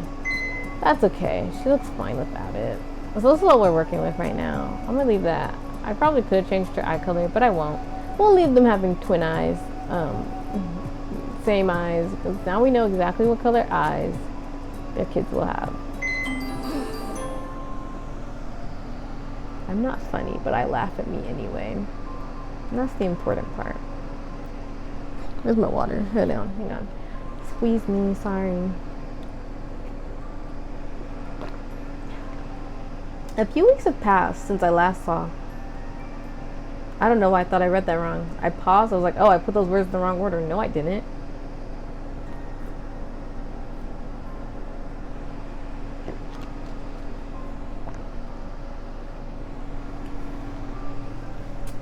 A few weeks have passed since I last saw Neil at the hospital. It's already December by now. Angela's dress is finished. Or well, she needs to do her final fitting, so I can make adjustments. But other than that, her raunchy dress is just about completed. Just in time as well. Her party is next week. The shop is quiet for today, but I'm rushing in and out of the workroom to add in last minute details on the dress or cut away any loose threads. Staying busy is the only way to prevent myself from thinking about anything else. Things like, the bell rings and I look up. That must be Angela coming over to pick up her dress. Except the person in front of me isn't Angela. It's Neil. He looks bashful and out of place in my store, fidgeting on the spot and refuses to meet my eyes. My breath is caught in my throat. I don't even greet him. It's like time slows down to a miserable crawl, and every second is like an eon that simply highlights the fact that neither of us are speaking. The silence is deafening. Why is he here? Finally, Neil clears his throat. Angela sent me in her stead to pick up the dress. I lower my eyebrows at him. I need her here personally for any final alterations. I expected as much, Neil says with a small sigh. I am quick to show him the door then. So, I'm sorry, but Angela needs to come over herself. Good day. Neil's eyes suddenly widen. He exclaims, oh wait, I don't know. I can read. Neil's eyes suddenly widen. Wait, he exclaims. I look at him, waiting for him to say something. Anything, really. Yet, on the other hand, I don't want him to say another word either, because I'm scared of what he has to say. I'm nervous and anxious, and I'm still really mad at him. Look, I just wanted to say, Neil's speech is clumsy, which is very unlike him. Thank you for checking up on me a few weeks ago. I slowly nod my head at him. Don't mention it, I say. No, really, don't mention it. I've been trying to forget ever since. Neil nods his head at me as well. This time his expression back to being serious. The Neil I know. He turns around and starts to walk away. I let out a jittery breath of relief. No, that's not what I wanted to say. Neil turns around once more to approach me, takes a huge breath, and awkwardly fixes his tie. His lips part, but no words come out. I stare at him some longer, wondering what he wants to say. An apology? Hand it over. But with each passing second, I can see that Neil is starting to break into a sweat. His cheeks are turning a rosy color. If it had been any other time, I might have reveled in the fact that I'm making Neil feel out of his element. Right now, I've got no leg to stand on. I'm feeling uncomfortable as well. That night, why did you... Fierce is why did you pretend to be someone else? Kind is let him finish. We will be kind and let him finish. We are going the angelic route. Neil pauses as I stare at him, waiting for him to continue what he has to say. The anticipation is hard to swallow. How come you didn't recognize me? Neil gives me this conflicted look. I look down at my hands, my cheeks turning slightly pink from embarrassment. I mistook someone else for you. He had the same hair color as you. Even rudely bumped into me. Your voice was different as well. Neil blinks at me, then looks away. He runs his fingers through his black hair like he doesn't know how to respond. Every year, they hold the masquerade ball in my father's honor. Angela and I have always attended since we were little, Neil finally says. We try various things to look different from normal, turning it into a bet of who could spot the other first. This year I changed my hair color, even though it didn't matter as Angela found me relatively fast. So, you planned this? I say slowly, taking in the information. No, he immediately replies. He winces at his own words. I mean, yes, in a way, I plan to make myself look unrecognizable, but that doesn't explain why you went along with it. Why, Neil? Why'd you continue to fool me into thinking you were someone else? Your voice, it was different as well, deeper. Neil stays quiet, looking pensively at the floor, refusing to answer. I can feel my emotions bubbling towards the surface. Do you really hate me that much? Huh? Neil looks at me in shock. No, I don't, he says softly. His cheeks are subtly colored with a deep shade of red. Yeah, look at that. Wow, that doesn't happen to me. Okay, I gotta read this together. His cheeks are suddenly colored with a deep shade of red. Don't hate you. And then, in the most uncharacteristically way possible, he bolts for the exit. The next day, after Neil's spectacular escape, Angela comes by the boutique personally. Darling, she greets me with a large smile. Welcome, I greet her. How was Italy? Marvelous. Just a divine, sweet little country. Although, if I see some pizza one more time, I think I might barf. Angela scrunches up her nose. I laugh a little. Then I gesture towards my workshop. I need you to come with me to the back to fit the dress. I can't wait to see what you've cooked up. Last time I saw the dress, it was still inside out.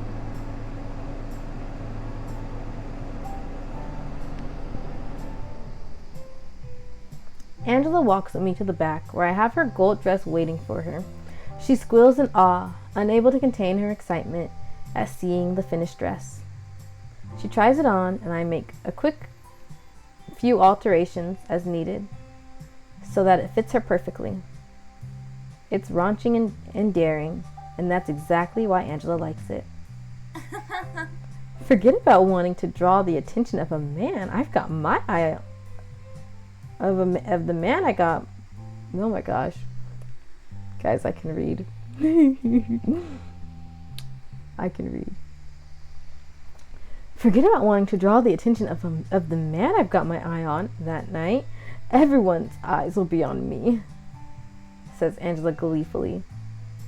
Even the ladies will be checking me out. She winks at herself. You did well, Zora. I almost wish I could have taken you with me to the party. But you know, I've already got my +1. He's going to adore this, or downright worship me. I hope you have fun at your Christmas party, I say with a small smile. Angela looks at me after stuffing the dress inside of a large box. You look a little sad. Are you feeling a bit under the weather? I shake my head. No, I'm fine. Thanks for asking. Tell you what, sweetheart. Come over for dinner at my place tonight. You'll You absolutely have to. Food will be ready at 6. See you then. She then grabs the large box I prepared for her and struts away with a smile. I'll have a very nicely written check for you to pick up tonight. Angela leaves my store with her dress in tow. Well, I guess I'm eating dinner at Angela's apartment. Nope. Well, I guess eating dinner at Angela's apartment isn't such a bad idea.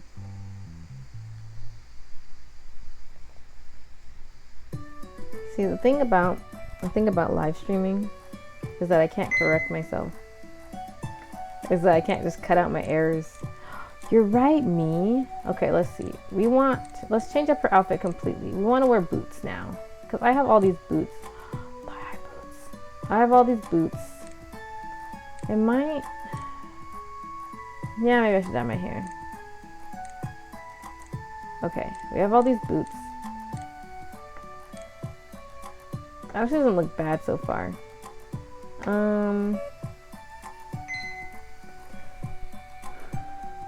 No, I don't like it though. Let's see. I haven't bought any pants type of stuff. So let's go over here and see what we got. I'm gonna buy these simply because the shape, cuffs, sure. The shape kind of reminds me of Citron. I'm just gonna blow all my cash on these. And then I never have to worry about buying a pants again. See, I could buy all of them. I bought all of it. Boom, no more pants to buy. Should I buy all the skirts? That's a lot more skirts. I don't think I have all the shirts though. Maybe I should buy the rest of the shirts. There, and then these are the different cuts, and that'll be a different story. And then there's sleeves, and there's jackets. I kind of like this jacket, so I don't have enough money for it. You know what, your girl, she's just gonna blow all her money on clothes. Because why have money if you can't blow it all on clothes?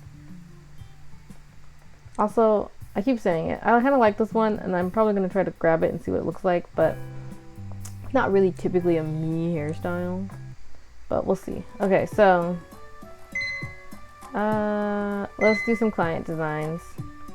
We'll do some client designs. Sabrina like Sabrina from Miraculous, or Sabrina like Sabrina from My Story? I know the game doesn't know. Okay, this is triangle one. Oh, I see. Okay. Right, so Sabrina from My Story. She might not wear something like this. Well, let me think about it. Would she wear something like this? Oh, that's interesting. Alright, I gotta try to make Zora's outfit with that. Me making the same outfit 20,000 times, because why not? Oh, I didn't do the neckline. I'm silly. I was literally here and didn't do it. But I do kind of like the high neck. I thought it was kind of turtlenecky, but it's kind of like not. You know what I mean? What does that look like?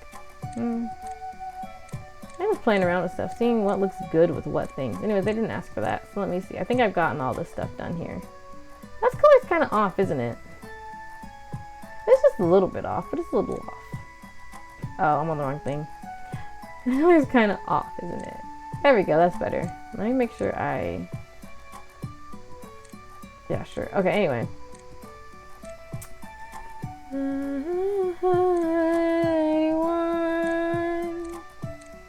Morning memories with you. That song's been stuck in my head lately, but I did finally get to listen to it yesterday. It's I know what song it is. It's Florida. It's called Florida by MXM Tune. And so yeah, I finally heard it yesterday after I've been singing it for 3 days in a row, and I was like, I have no idea what song that is. It's Florida. There's another song that I didn't know what song it was. I tried to ask my sisters, and they were like, I have no idea what song that is. It was not by MXM Tune though. It was by the Crane Wives. I know what song it is now. It's Black Hole Fantasy. But at the time, I was like trying to sing it to them, and they were like, I'm not sure which one that is. Which is fair. I don't think they've heard it before. So there's that. Um, okay. I don't know how to segue. Transitions are hard. Which now makes me want to talk about my writing. So, if you recall, I mentioned the A3 Rare Pair Week that is upcoming, and I'm like giving away too much of my information, but it's okay because since there's a decent chance that some of my A3 mutuals found me anyway. But anyways, I'm excited. I've made some stuff for it. I want to make more, but the thing is that the most recent thing I made is that transitions are hard. Transitions are hard. They are. Transitions are hard. And I think we should all just acknowledge that. In school, what did you do for your transitions? Like, they're like, oh yeah. I mean, but like, that's for like an essay. For an essay, it's like, oh, right, then, next, after that.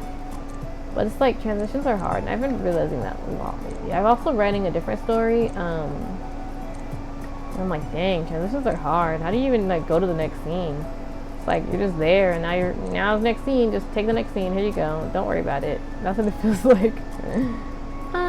Tonight I feel like being alone. If you don't mind. Okay, I said I would try to make her outfit one more time, and I know I've made it so many times. I also want to make something that'll match with those boots.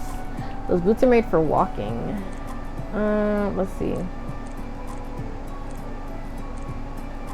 Wait, wasn't there? Oh, I see. Oh. See, look, if I do this and I do that, and then I turn them like, what color were they? I don't think they were quite, were they? See, that's like Citron's first outfit. He was wearing like pants kind of like that. Let me see, now I'm thinking about Citron again because A3 and Citron A3. I think it's a little bit off, but it was like, I can't remember the color exactly. I know he's associated with green, but I don't think that was the actual color. So now on the side, I am looking it up. Yep. Okay, hold up.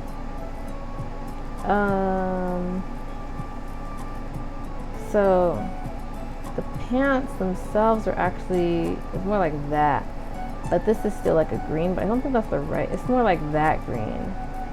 But it was like more, the cuffs kind of like wrapped more. It's kind of like that. And that's what I think about sometimes. And that's why I had to buy them. And then I bought all the rest of the pants. But anyways, we'll save that just because I made it. Okay, let's make a neat dress. Ooh, we're gonna make a cool dress that's gonna go so well with, oh no, I don't want a dress anymore. I just want a nice shirt. Okay, well, let's start over. We're gonna make a cute ruffle dress, a ruffle shirt. It's gonna be so cute. It's gonna be exactly like this, except for maybe I'll add in these sleeves. Ooh. Yeah, I think I'm gonna do these sleeves, right? Okay. So let's play around with stuff. Oh, I kind of like that. I wish I could just bring it down just a little bit, but I kind of like that. Let's see. Blow out the candles on your birthday cake. Ooh, there we go. There we go. There we go. I like that. I like that. I don't really give a if I was just the only one who likes that. I never like to follow, I would rather chase the sun. Oh me, oh me, oh me, oh my. I'm sorry. I'm not. I'm sorry a little bit. I don't know if I don't know. I like singing.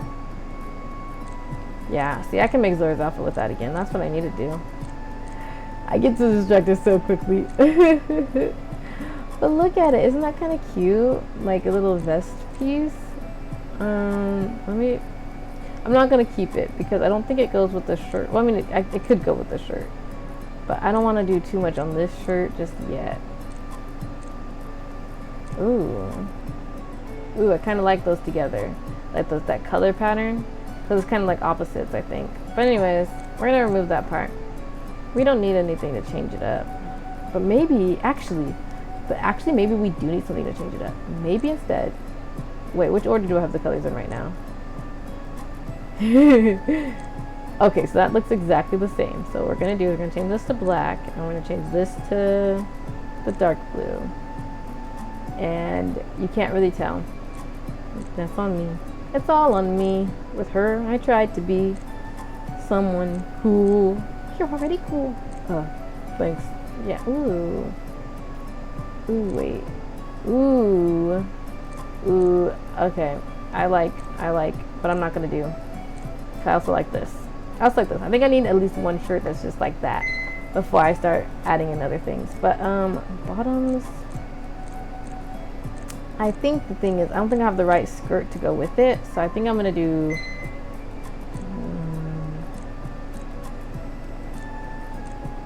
Let's see. Yeah, I think that's what my outfit's gonna be. I'm just gonna make these black shorts here, and then we're gonna change my outfit, and that's what I'm going to wear. I know I'm actually gonna be wearing something different than what Zora typically wears. It's not typical, but it's I'm the villain. I forgot she had that jacket on. Oh right. Boom. Oh, that blends in too much. I don't like it anymore. It blends in too much. Oh, right, the skirt's still on. Okay. Because then it doesn't make it look like it's separate. It's the same. Oh, I guess I can try. Girl doesn't know what buttons are. I guess I can. Nope. They don't match enough. It has to be black. We have to change this. Okay. I guess, wait. I can make her. Ooh. Girl, you gotta put on socks because you gotta be wearing socks even if people can't see them.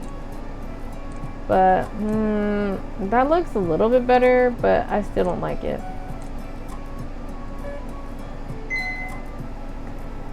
Yeah, I'm a little picky. There's like specific things I go for, but I don't ever know how to describe, and that's the problem with me. Okay, let's do the mini skirt. No, I can make the short shorter, can't I? Hang on. No, I can't. Do I change the color of the shorts, or do I do a skirt now? Okay, let's do both. Okay, let's try doing. So I think that was. Oh yeah, I can't make the shorts shorter. Okay, so I can try just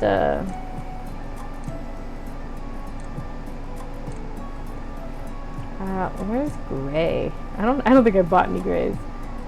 Okay, we have no grays. That's fine. I think I don't like the shorts. Oh wait, maybe it's because I didn't do this design. There we go. Okay, we'll stick with that for now. I would want it to be a slightly different color. Let me try the dark blue. It's not dark enough. Okay, well, we're gonna remove the cuffs. Well, here we go. We have shorts now. I don't normally wear shorts like that, but shorts are cool too. Okay, here we go. You know what? I wonder if there's any. Oh no, there wasn't anything else. I would like a lacy, to go with the ruffle. But anyways, there we go. Isn't she cute? Isn't she cute? I should have tried her hair color again. Let me go back to her old hair color just to see if it works. No. There we go. There she is. She doesn't look anything like Zora now. But that's okay. That's okay. We gotta try different outfits. This is a clothing game. We gotta be willing to play more games than, to dress up. Like, look at that. Did I do any client things? Or did I go right into... Oh, I did do some client things. I did. I kind of like the shapes here. That's cute. I like the shape. Okay, we will make that later. I've already done stuff. But does it blend too much? Can you not see it? Well, we'll worry about that later. Okay, continuing forth.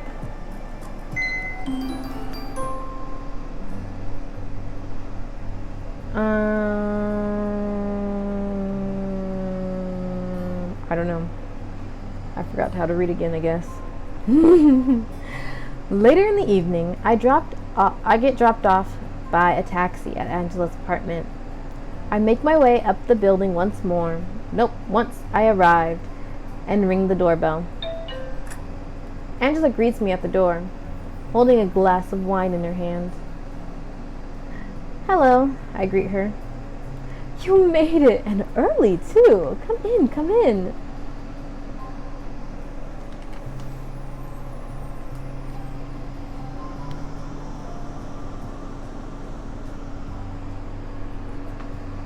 As I enter her apartment, Angela gives me an approving look.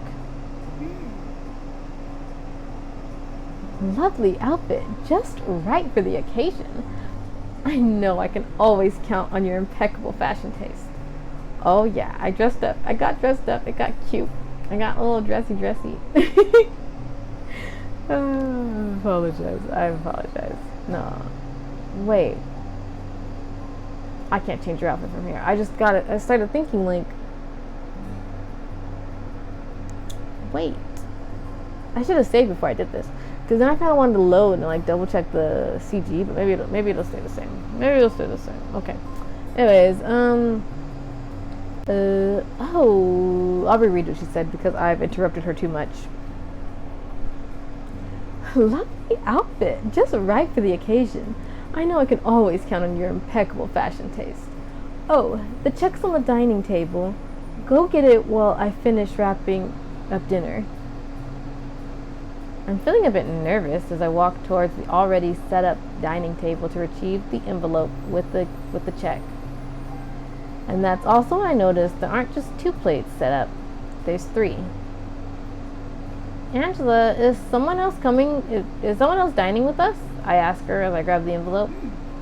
Of course! I hear Angela yell from the kitchen. I open the envelope and take out the check. My eyes widen at the amount written on it. Wow, this is way more than my usual rate. Good evening. I spin around, startled at someone else's voice right behind me. Neil! I exclaim. Neil's behind me, looking a bit out of place, sitting on the couch, looking like he had no idea I'd be coming as well. I grind my teeth. She set this up, didn't she? Good evening, I reply hesitantly. Last time I saw Neil, he bolted right out of my store after saying he didn't hate me. I'm not quite sure where we stand right now, but all I know is that this is awkward. Dinner's almost ready, Angela yells. Would you like to sit down? Neil asks, and he gestures towards the dining table. I'm a bit wary of this very polite Neil, but I nod my head anyways. Neil walks past me. His cologne lingers behind, and it's making me feel a bit lightheaded. And he pulls out one of the chairs for me. This is weird. I take a seat anyway, and I'm feeling very self-conscious all of a sudden. What's his deal? Neil takes a seat as well, at the opposite end of the dining table. Now I feel like I'm forced to look at him, which is something I really do not want. The more I'm around Neil, the more I start to feel confused, and the flashbacks of the masquerade plague my mind. Things like kissing Neil. I look down at my napkin, feeling heat rush to my cheeks. Why does Neil have to be here? Luckily, Angela barges back into the room, carrying a large pot with her. I welcome the distraction, considering my mind was going places I didn't want to go. Angela is quick to set up the food, and it really does smell delicious. We all dig in. Food. I wonder what I want food. I'd like to say that dinner went well, but unfortunately, it didn't really. I was only half paying attention, listening to Angela talk about her time in Italy, and noticed how her glasses of wine multiplied. Very soon, she's drunk and starts to slur her words, giggling whenever she recalls something funny. That's me when I'm not drunk. I've never been drunk, so that's me. Neil hasn't said a word the entire time. You should have seen him. He was such a wimp. And again, he still is, says Angela. I'm barely paying attention, looking at my plate of food. Who? I ask. Nellie, of course. Nellie. Neil finally makes his presence known and sighs in response. Angela, you're drunk. Please don't embarrass me any further. We called him Nellie back then, and by we, I mean me, she says, sounding very proud. Nellie was always afraid of standing up to his parents, a silly little boy, so I told him your really cool aunt will beat them up for you. You can't possibly embarrass me any further than this. Please stop talking. And did you? I asked, ignoring Neil. No, of course not. I was like 14 years old. Instead, I convinced Nellie to run away. It was actually quite funny. They had cops looking for him all over the place. Oh boy, were his parents mad when they found Nellie. Suddenly, my interest is piqued. Angela's talking about that time Neil ran away when he was young, isn't she? That time when I found him at the playground. I still glance at Neil and can see he's trying to hide his face behind his hand, covering his rosy cheeks. If it weren't such an awkward situation, I'd call it adorable. So I asked Nellie, where'd you go? Right? And then he tells me how a hero found him. A hero? Like Superman? I'm not sure the details are a bit fuzzy. Neil sinks into his chair even further, his hand now covering his entire face. He wouldn't shut up about it, how a hero, like in one of his favorite comics, came to save him, and they both ran away from the police. I was actually quite jealous, because I used to be the one Nellie looked up to. You know, the cool one. But I guess boys grow up. I lean in a bit closer. So this hero that you mentioned, do you know who it is? Angela throws her hands up in the air. Beats me. All Nellie would say was that he was some really cool boy, way cooler than me. You were such a little... sorry, that threw me as really, but I didn't pre-read the line. Let me do this again, and I'll replace the word. Don't worry. I'll read it smoothly though. Angela throws her hands up in the air. Beats me. All Nellie would say was that he was some really cool boy, way cooler than me. You were such a little stink back then. She directs this last part towards Neil. Oh. Honestly though, it sounded like he had a crush on him. Was he your childhood love, Nellie? Neil's face scrunches up and he turns bright red. Angela, that's enough. Well, that's a turn of events. Is that true? I ask of Neil. Of course not, he barks at me. Don't confuse adoration with infatuation. I feel myself blush. He adored me? But I guess his parents got super mad at him because Nellie hasn't ran off since. Where's the hero now, huh? Angela scoffs. She finally gets up from the table. I'm getting some more wine. You want some? No, I'm good, I respond. Angela wobbles away towards the kitchen. The sound of glass clanging the doors opening can be heard loudly, and I briefly wonder if Angela has tripped and fallen down. Tease him about you being a hero.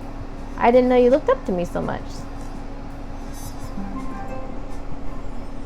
I didn't know you looked up to me so much. It must have been an important memory to you. Neil bashfully looks away, like he doesn't really want to admit this. It's nothing, he denies. It's in the past. Is that why you said I ruined your memories? Sorry, I read that weirdly. Is that why you said I ruined your memories? I asked, looking curiously at him. Because it wasn't a hero, but a heroine? It doesn't matter now. Neil looks away, crossing his arms across his chest. I guess not. I bite my lip. But clearly it bothered you. Before we can continue our conversation, Angela is back with another wine glass. She eagerly shares some more of Nellie's memories, all while Neil stays silent. I crack a smile every now and then. The relationship is actually quite lovely, with the amount of times Angela has stuck up for Neil. Time ticks by fast, and before I know it, it's getting close to midnight. Angela's passed out on the couch. I end up clearing the dining table, gathering all the dishes, and walking to the kitchen. Neil helps me out without saying a word. After we finish, I finally break the silence. Should we leave her like that? Yeah. She'll be okay. She's at worst. I'll carry her to her bed. I wonder just how many nights Neil's experienced just like this one. Well then, I guess I'll be heading home.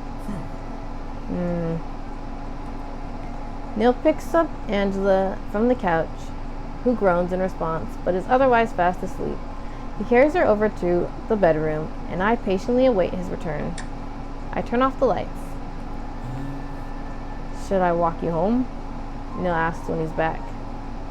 My first instinct is to say no, but in the dark, close to Neil like this, I feel myself wanting to stay around him for a little while longer. Sure, I say. Dude, it's snowing. Oh, I am not dressed for snow.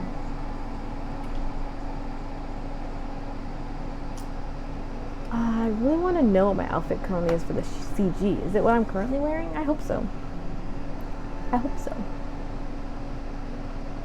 It might not be. Quick save. Okay. My brain blanked. I can read. Okay.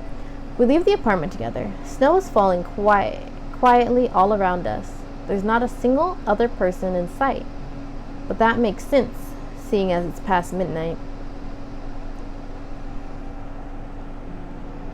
Neil opens up an umbrella and walks next to me to shield us from the snow. He's so close to me, but it's not awkward at all. Are your hands all right? Neil asks me. I look at my red hands and stuff them inside the pockets of my coat. I'm fine. I can withstand a little snow. We're quiet for a while, both silently on the sidewalk. Both walking silently on the sidewalk. I know where I live is quite far, and a taxi would have been easier, but I guess I didn't want to leave Neil just yet. Plus, taxis cost money. Walking is free. I swing my purse back and forth, wondering what to say. Have you seen Angela's dress? I ask. The one I made? She hasn't been keeping it a secret exactly. Neil shakes his head a little. Well, that's Angela for you. Likes the attention, I say with a smile. Always has.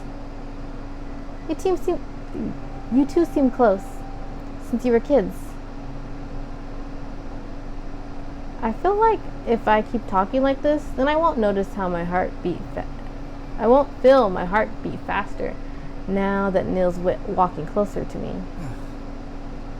Yes, she's always been bossy over me. She's got her quirks and faults, but she can be quite lovely. I can see him smile as he recalls some memories. She's always been there for me, like an older sister. I admit, my first impression of Angela wasn't very favorable. Just some crazy drunk, but she's grown on me since then. Neil keeps quiet once more, and I realize why. I met Angela for the first time at the masquerade party, the subject that we've both been avoiding like it's taboo. And just like that, we spend the entire way in complete silence. Oh look, there it is. You can see the two dresses. Oh, that's what I need to do. I need to buy another boutique so I can get more dresses. More boutique-like layout. When we arrive at my store, I feel relieved that I don't have to stick around in this suffocating silence anymore. I stop at my front door, then turn to face him. Neil closes the umbrella and shakes it to remove any snow still on it. We're safe now from the snow underneath the awning of my store. You didn't have to walk me back the entire way, but thanks. Neil looks deep in thought and doesn't respond besides a simple nod. Well, good night then. I feel briefly disappointed that nothing happened the entire time. What was I even expecting? Sorry, says Neil in a tiny voice. I raise my eyebrows at him and want to ask him what he's apologizing for. And in fact, I'm quite shocked he even has that word in his vocabulary. I didn't think Neil could ever utter the word sorry. For mistaking you as a boy, he says, and for my subsequent reaction and attitude afterwards once we met up again by chance. I lean against the cold door frame. You mean being an a-hole? Huh. Neil huffs and glares at me, but it quickly vanishes from his face. Yes, he lets out a deep sigh. I was embarrassed that I met someone from so long ago, someone that I might have looked up to, and that someone turned out not to be the rough boy I imagined, but a beautiful woman instead. My eyes widen. I can't help it. My face flushes red at the abrupt compliment. I wasn't expecting that. I lashed out to hide my embarrassment, and for that I apologize. Wow, I didn't know you had it in you to apologize. I'm actually quite floored, so much that I fan my face a little to cool it down despite the cold weather. Neil growls at me. Don't test my patience. I recall a conversation we had a couple months ago when he said he only cares what a select few people have to say. So you looked up to me, I mused. What about now? Am I one of those people whose opinion matters to you? Neil's eyes widen. It's Neil whose eyes widen this time. Even though it's hard to see in the dark, he doesn't answer me. And that's a no, huh? I guess that's why you pranked me that night. I didn't prank you, Neil hisses. He shakes his head and starts to quickly pace back and forth at my doorstep. He seems quite shaken up. He begins and stops to look at me. He's gesturing with his hands, but doesn't quite know how to start. It's weird to see Neil at a loss of words like this. When I realized that you had no blubbering idea who I was, that you mistook some other man for me, I went along, all right? Why? I whisper. Neil throws his hands up in the air, then runs them through his hair, grabbing a fistful. I just liked how you were treating me when you thought I was someone else. You weren't trying to be snarky with me. You weren't so tense and on guard around me. We weren't having some petty argument. We were simply normal. That's all there is to it. I take a moment to collect my thoughts. Sunil says he wasn't pulling a prank on me during the party. He simply kept the facade going because he liked how I was treating him when I thought he wasn't Neil. I remember back at the party how I realized that I was acting awful towards that person that I mistook as Neil, and how I must have been treating Neil all this time. But whose fault is it in the first place that I acted like this? Call him out on his attitude, admit you could have been nicer. We will admit we could be nicer. He has already given his apology. So I guess we can take some fault here too.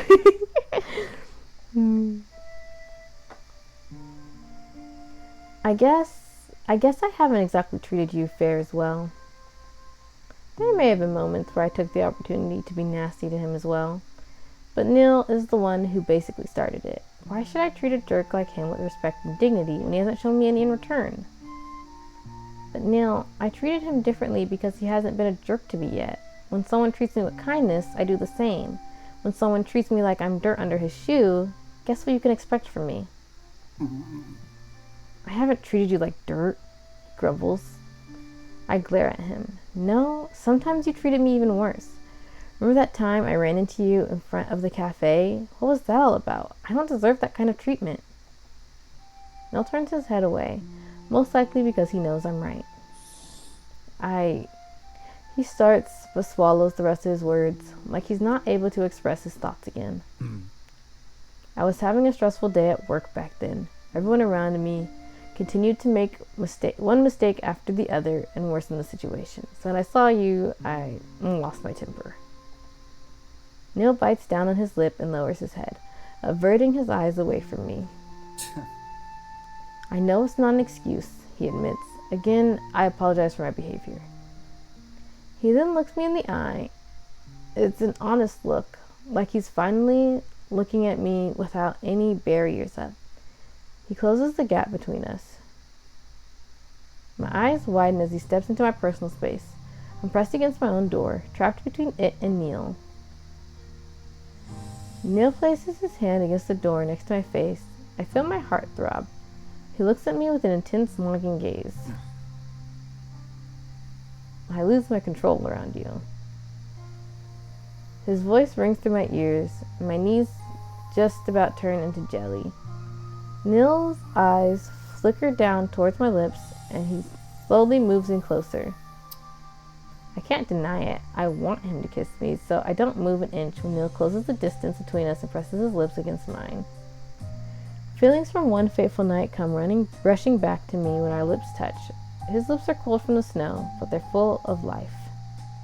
I respond to the touch, lightly sucking on his lips and pressing myself closer to his body. What is this game rated? I focus on the warm feeling of his plump lips. They're just as addicting as the first time. Neil's arms snake around my waist and he pulls me into an intimate embrace. I feel helpless and overrun by my emotions, who want nothing more than to continue kissing Neil. Kiss is rough and clumsy, like we both can't get enough. My mouth feels sore after just a few seconds. Neil dominantly presses me against the door, and the doorknob digs into my back. I break free from his lips just long enough to open my door, and we both stumble inside. Wah, wah, wah, wah, wah. Oh, I'm getting shy. I don't know what's about to happen, guys. Wait. This isn't a mature rated game. I'm so awkward. Okay, wait, hang on. It's all vague enough, so I think we're okay. But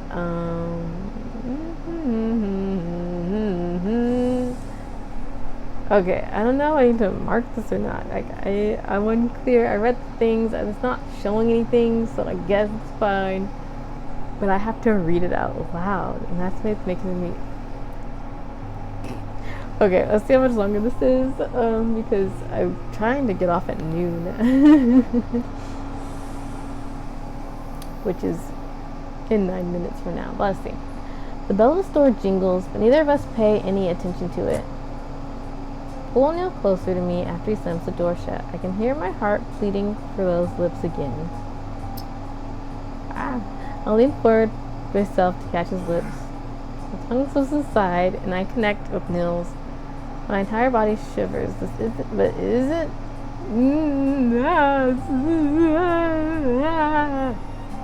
I'm sorry, guys.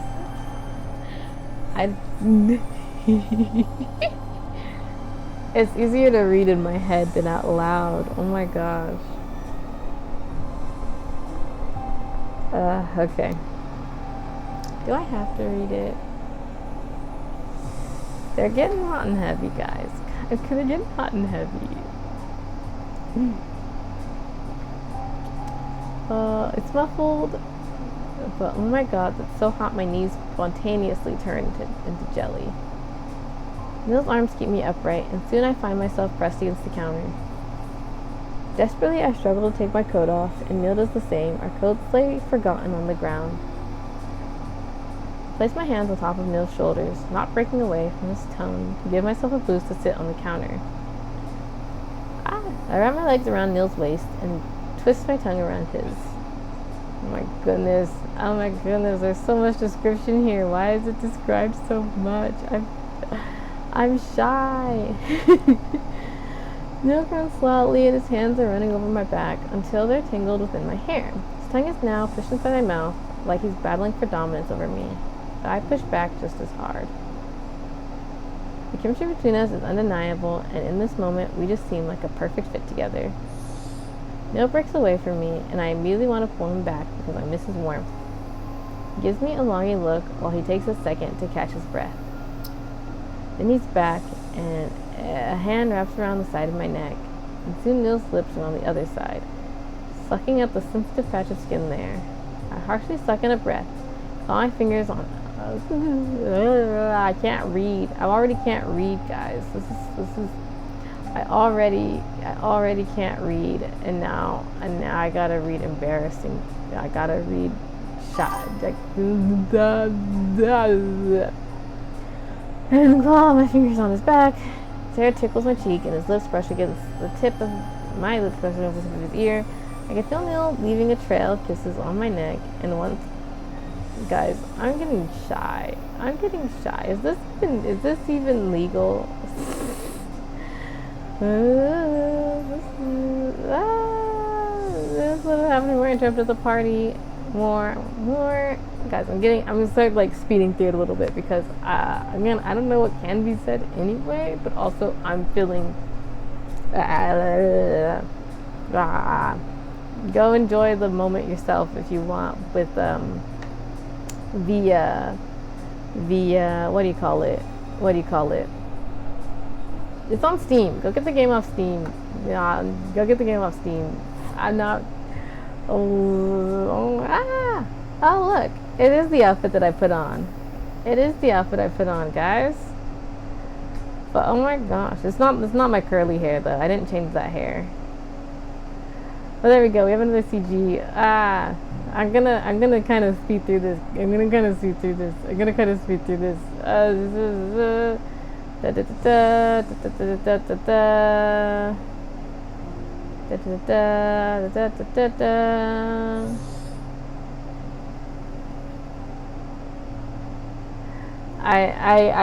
have to do it this way. I was trying to, but I gotta be myself. No, I was trying to, but I can't keep going. Oh my gosh. Is this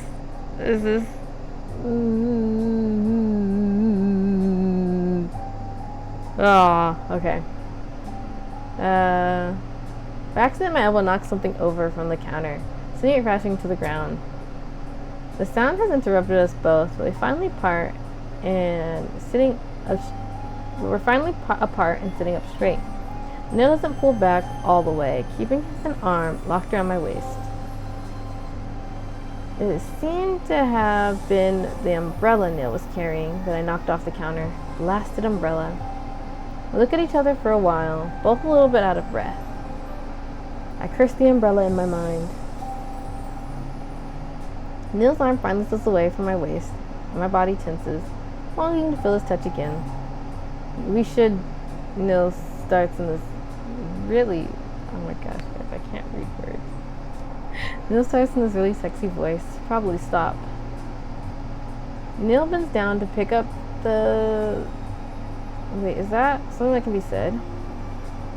Guys, I gotta go check the guidelines again. Wait, I'm lost. Hang on. Tailor tells, stone me for a loop. Okay, wait. Content classification. There's words that can't be said, I know. I don't normally say words that can't be said, though. Like in general, like in my day-to-day life.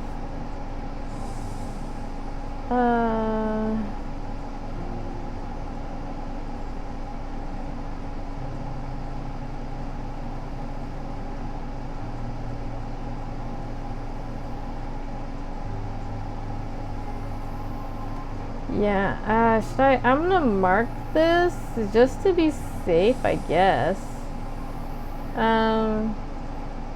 It won't let me mark that it's a mature rated game, but there is like, it doesn't is this the scene does, and I probably let it sit here too long. I don't know.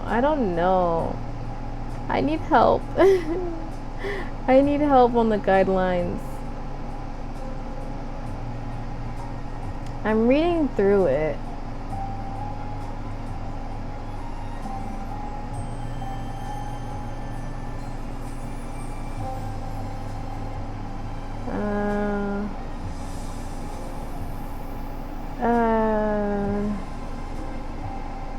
I don't know. The language. Okay, well, I don't know.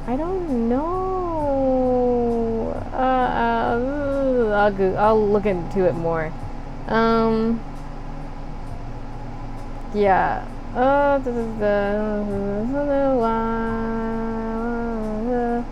Sorry, I'm like, nah, I'm not. It's focused. I'm not focused now, because now, yep, I don't know if I'm doing this right now. Should I mark it just in case? Let me read through it again. It's not okay. So the wait. Let me just. This is. I'll just turn off the game for a second. Hold up. Hold up. The game is actually still on, but I'm gonna read through the thing real quick, just because, like, okay. Because I want to do this right, and I don't want to like march things. Okay, so.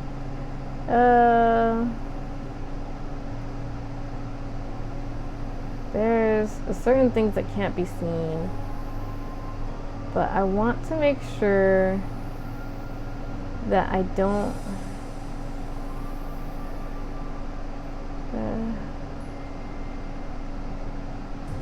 it's like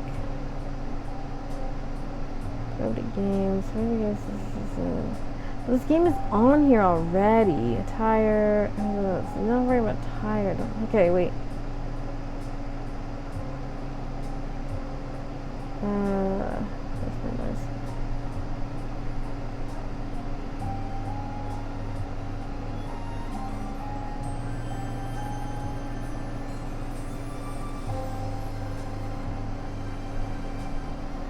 Like, cause it's like all the things they're giving an example for things that's like should be marked are like. Okay, wait. Entirely prohibited. Okay, wait. So it doesn't have. I'm trying to figure out about the form on the games. Oh, this is. I don't want to like have done it wrong, you know. Like I want to mark things correctly.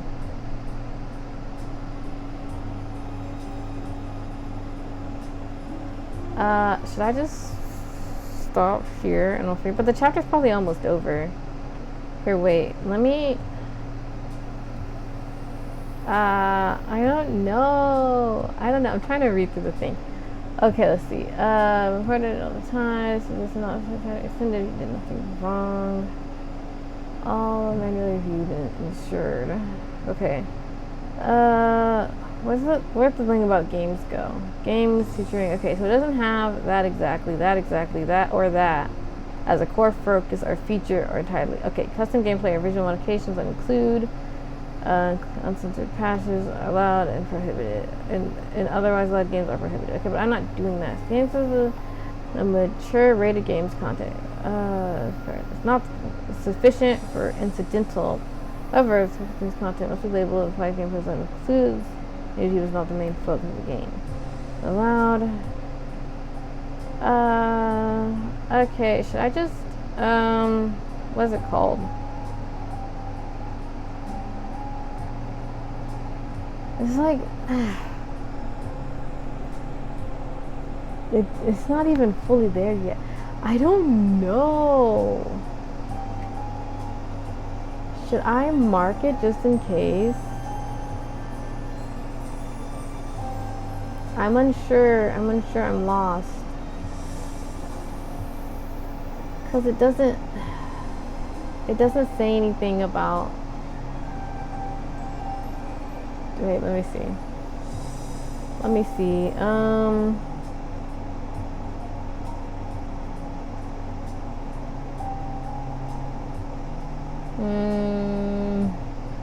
Okay, let me Google it. I know this is kind of awkward. I apologize. I want it to be correct.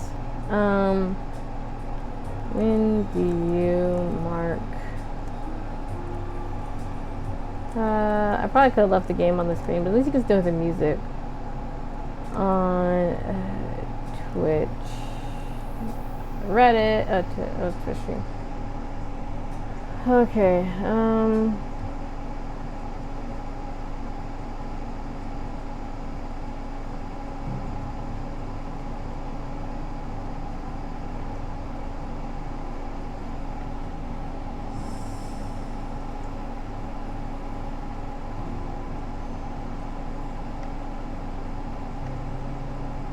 Oh, but the guidelines aren't helping me.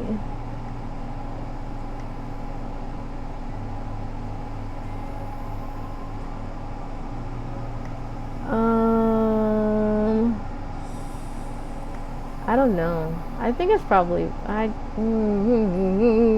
Is it okay? Cause I skipped through it. Shoot. I don't know who to ask about this. I'm not finding the question properly.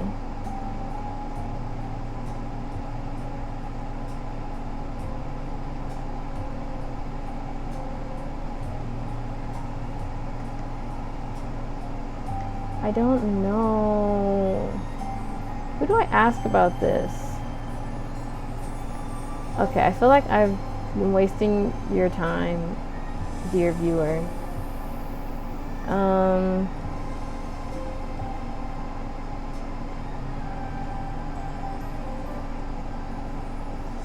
Yeah, okay, let's see. Prohibited but allowed with label. Okay, what is changes? Okay, what does this mean? Okay, that's not fictionalized, fully exposed. Okay, that's not body writing.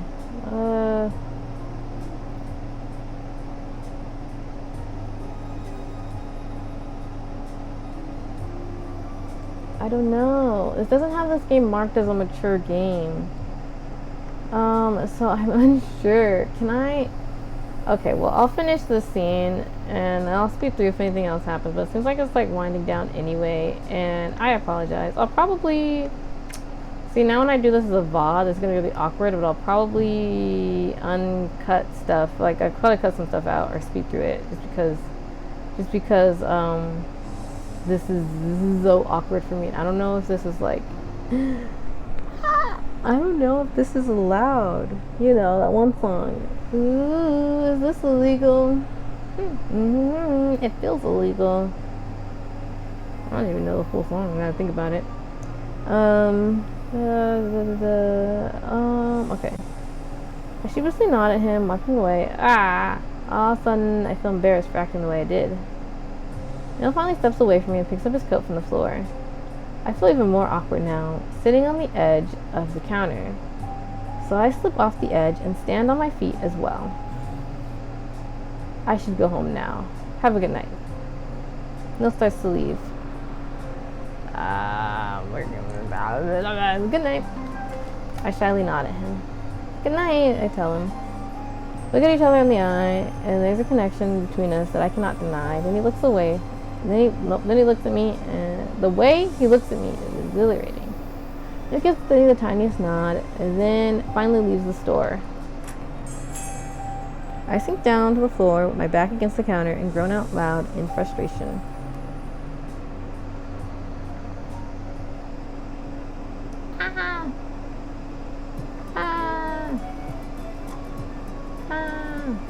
Wait.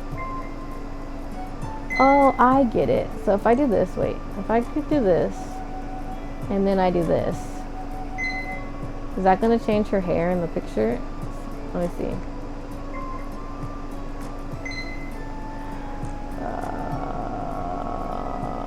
We'll check this one. No, that shirt's the same. I'll look at the other ones later. But we'll know. Don't worry about it. Don't worry about it, none. Okay, well, I got awkward. I apologize. I don't know what I'm doing. I'm new to this. I just, want to do things right. And I don't know if that was right. But how far did we get? We are like more than halfway through the story. So I'm gonna wrap up for the day. And here's what's going to happen. So let's see, how much did I do? Half. So 4.5. I ended up doing 4.5 today. So I'll be back with this game on Thursday, which gives me plenty of time to do some research, I think, on what the labeling of this game should be. I mean, I'm doing the angelic one, so I'm pretty sure. I'm worried about these chapters in particular. You know, you see, I'm an adult. I don't know nothing about this. Anyway, yeah, so okay, so 4. I'm gonna assume that I can do another 4 next time, because I did get to like almost 8 chapters last time. I don't know how I did it. I guess I really didn't make clothes that often. But how can you not make clothes? Anyways, so 1, 2, 3, 4. We'll assume that I get this much, and then this much, and then that's 1, 2, 3, 4. So in theory, I'll finish this game by next Saturday, because I'll be playing Thursday, Friday, Saturday, but I'm unsure on the level of stuff in this. Like, again, if I go on the Twitch and I look at the thing, this game is not a mature rated game, right? And then it's not, the content doesn't like focus on, it doesn't focus on the activities that much. I don't know, should I have marked it? I'm unsure. I need to send questions. I need to send questions. I'm confused. I need guidance. But yeah, so thanks for stopping by though. Sorry that I got shy and awkward, but also I want to do things right, and also there's just things that I'm not used to saying. But yeah, again, we'll be back with this game on Thursday. On Monday, I will be playing Our Life for a short while. I don't know. I'll try to get ready beforehand. I got places to be on Monday, but I'm gonna try to play it anyway, because we don't have to leave till technically I'd be done, but I gotta be mindful of that. But yeah, Monday we're gonna play more Our Life, beginnings and always. Excited. I'm shy, but this game is like, I gotta see other people play this game. I don't even know anyone else who plays this game. I gotta see how they handle it and see how they tag things, because I don't know what I'm doing here.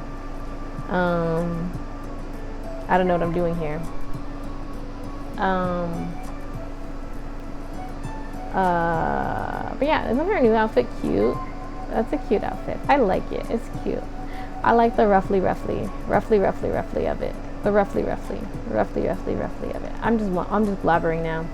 I'm gonna drop by the shop, but you're free to go because I already explained everything. I ramble on. I'm shy. I don't know what to do with myself now. I don't know if I'm doing anything right. Like, most of it was pretty okay. I don't know what the what counts as what, and that's just making me nervous, because I genuinely just don't know.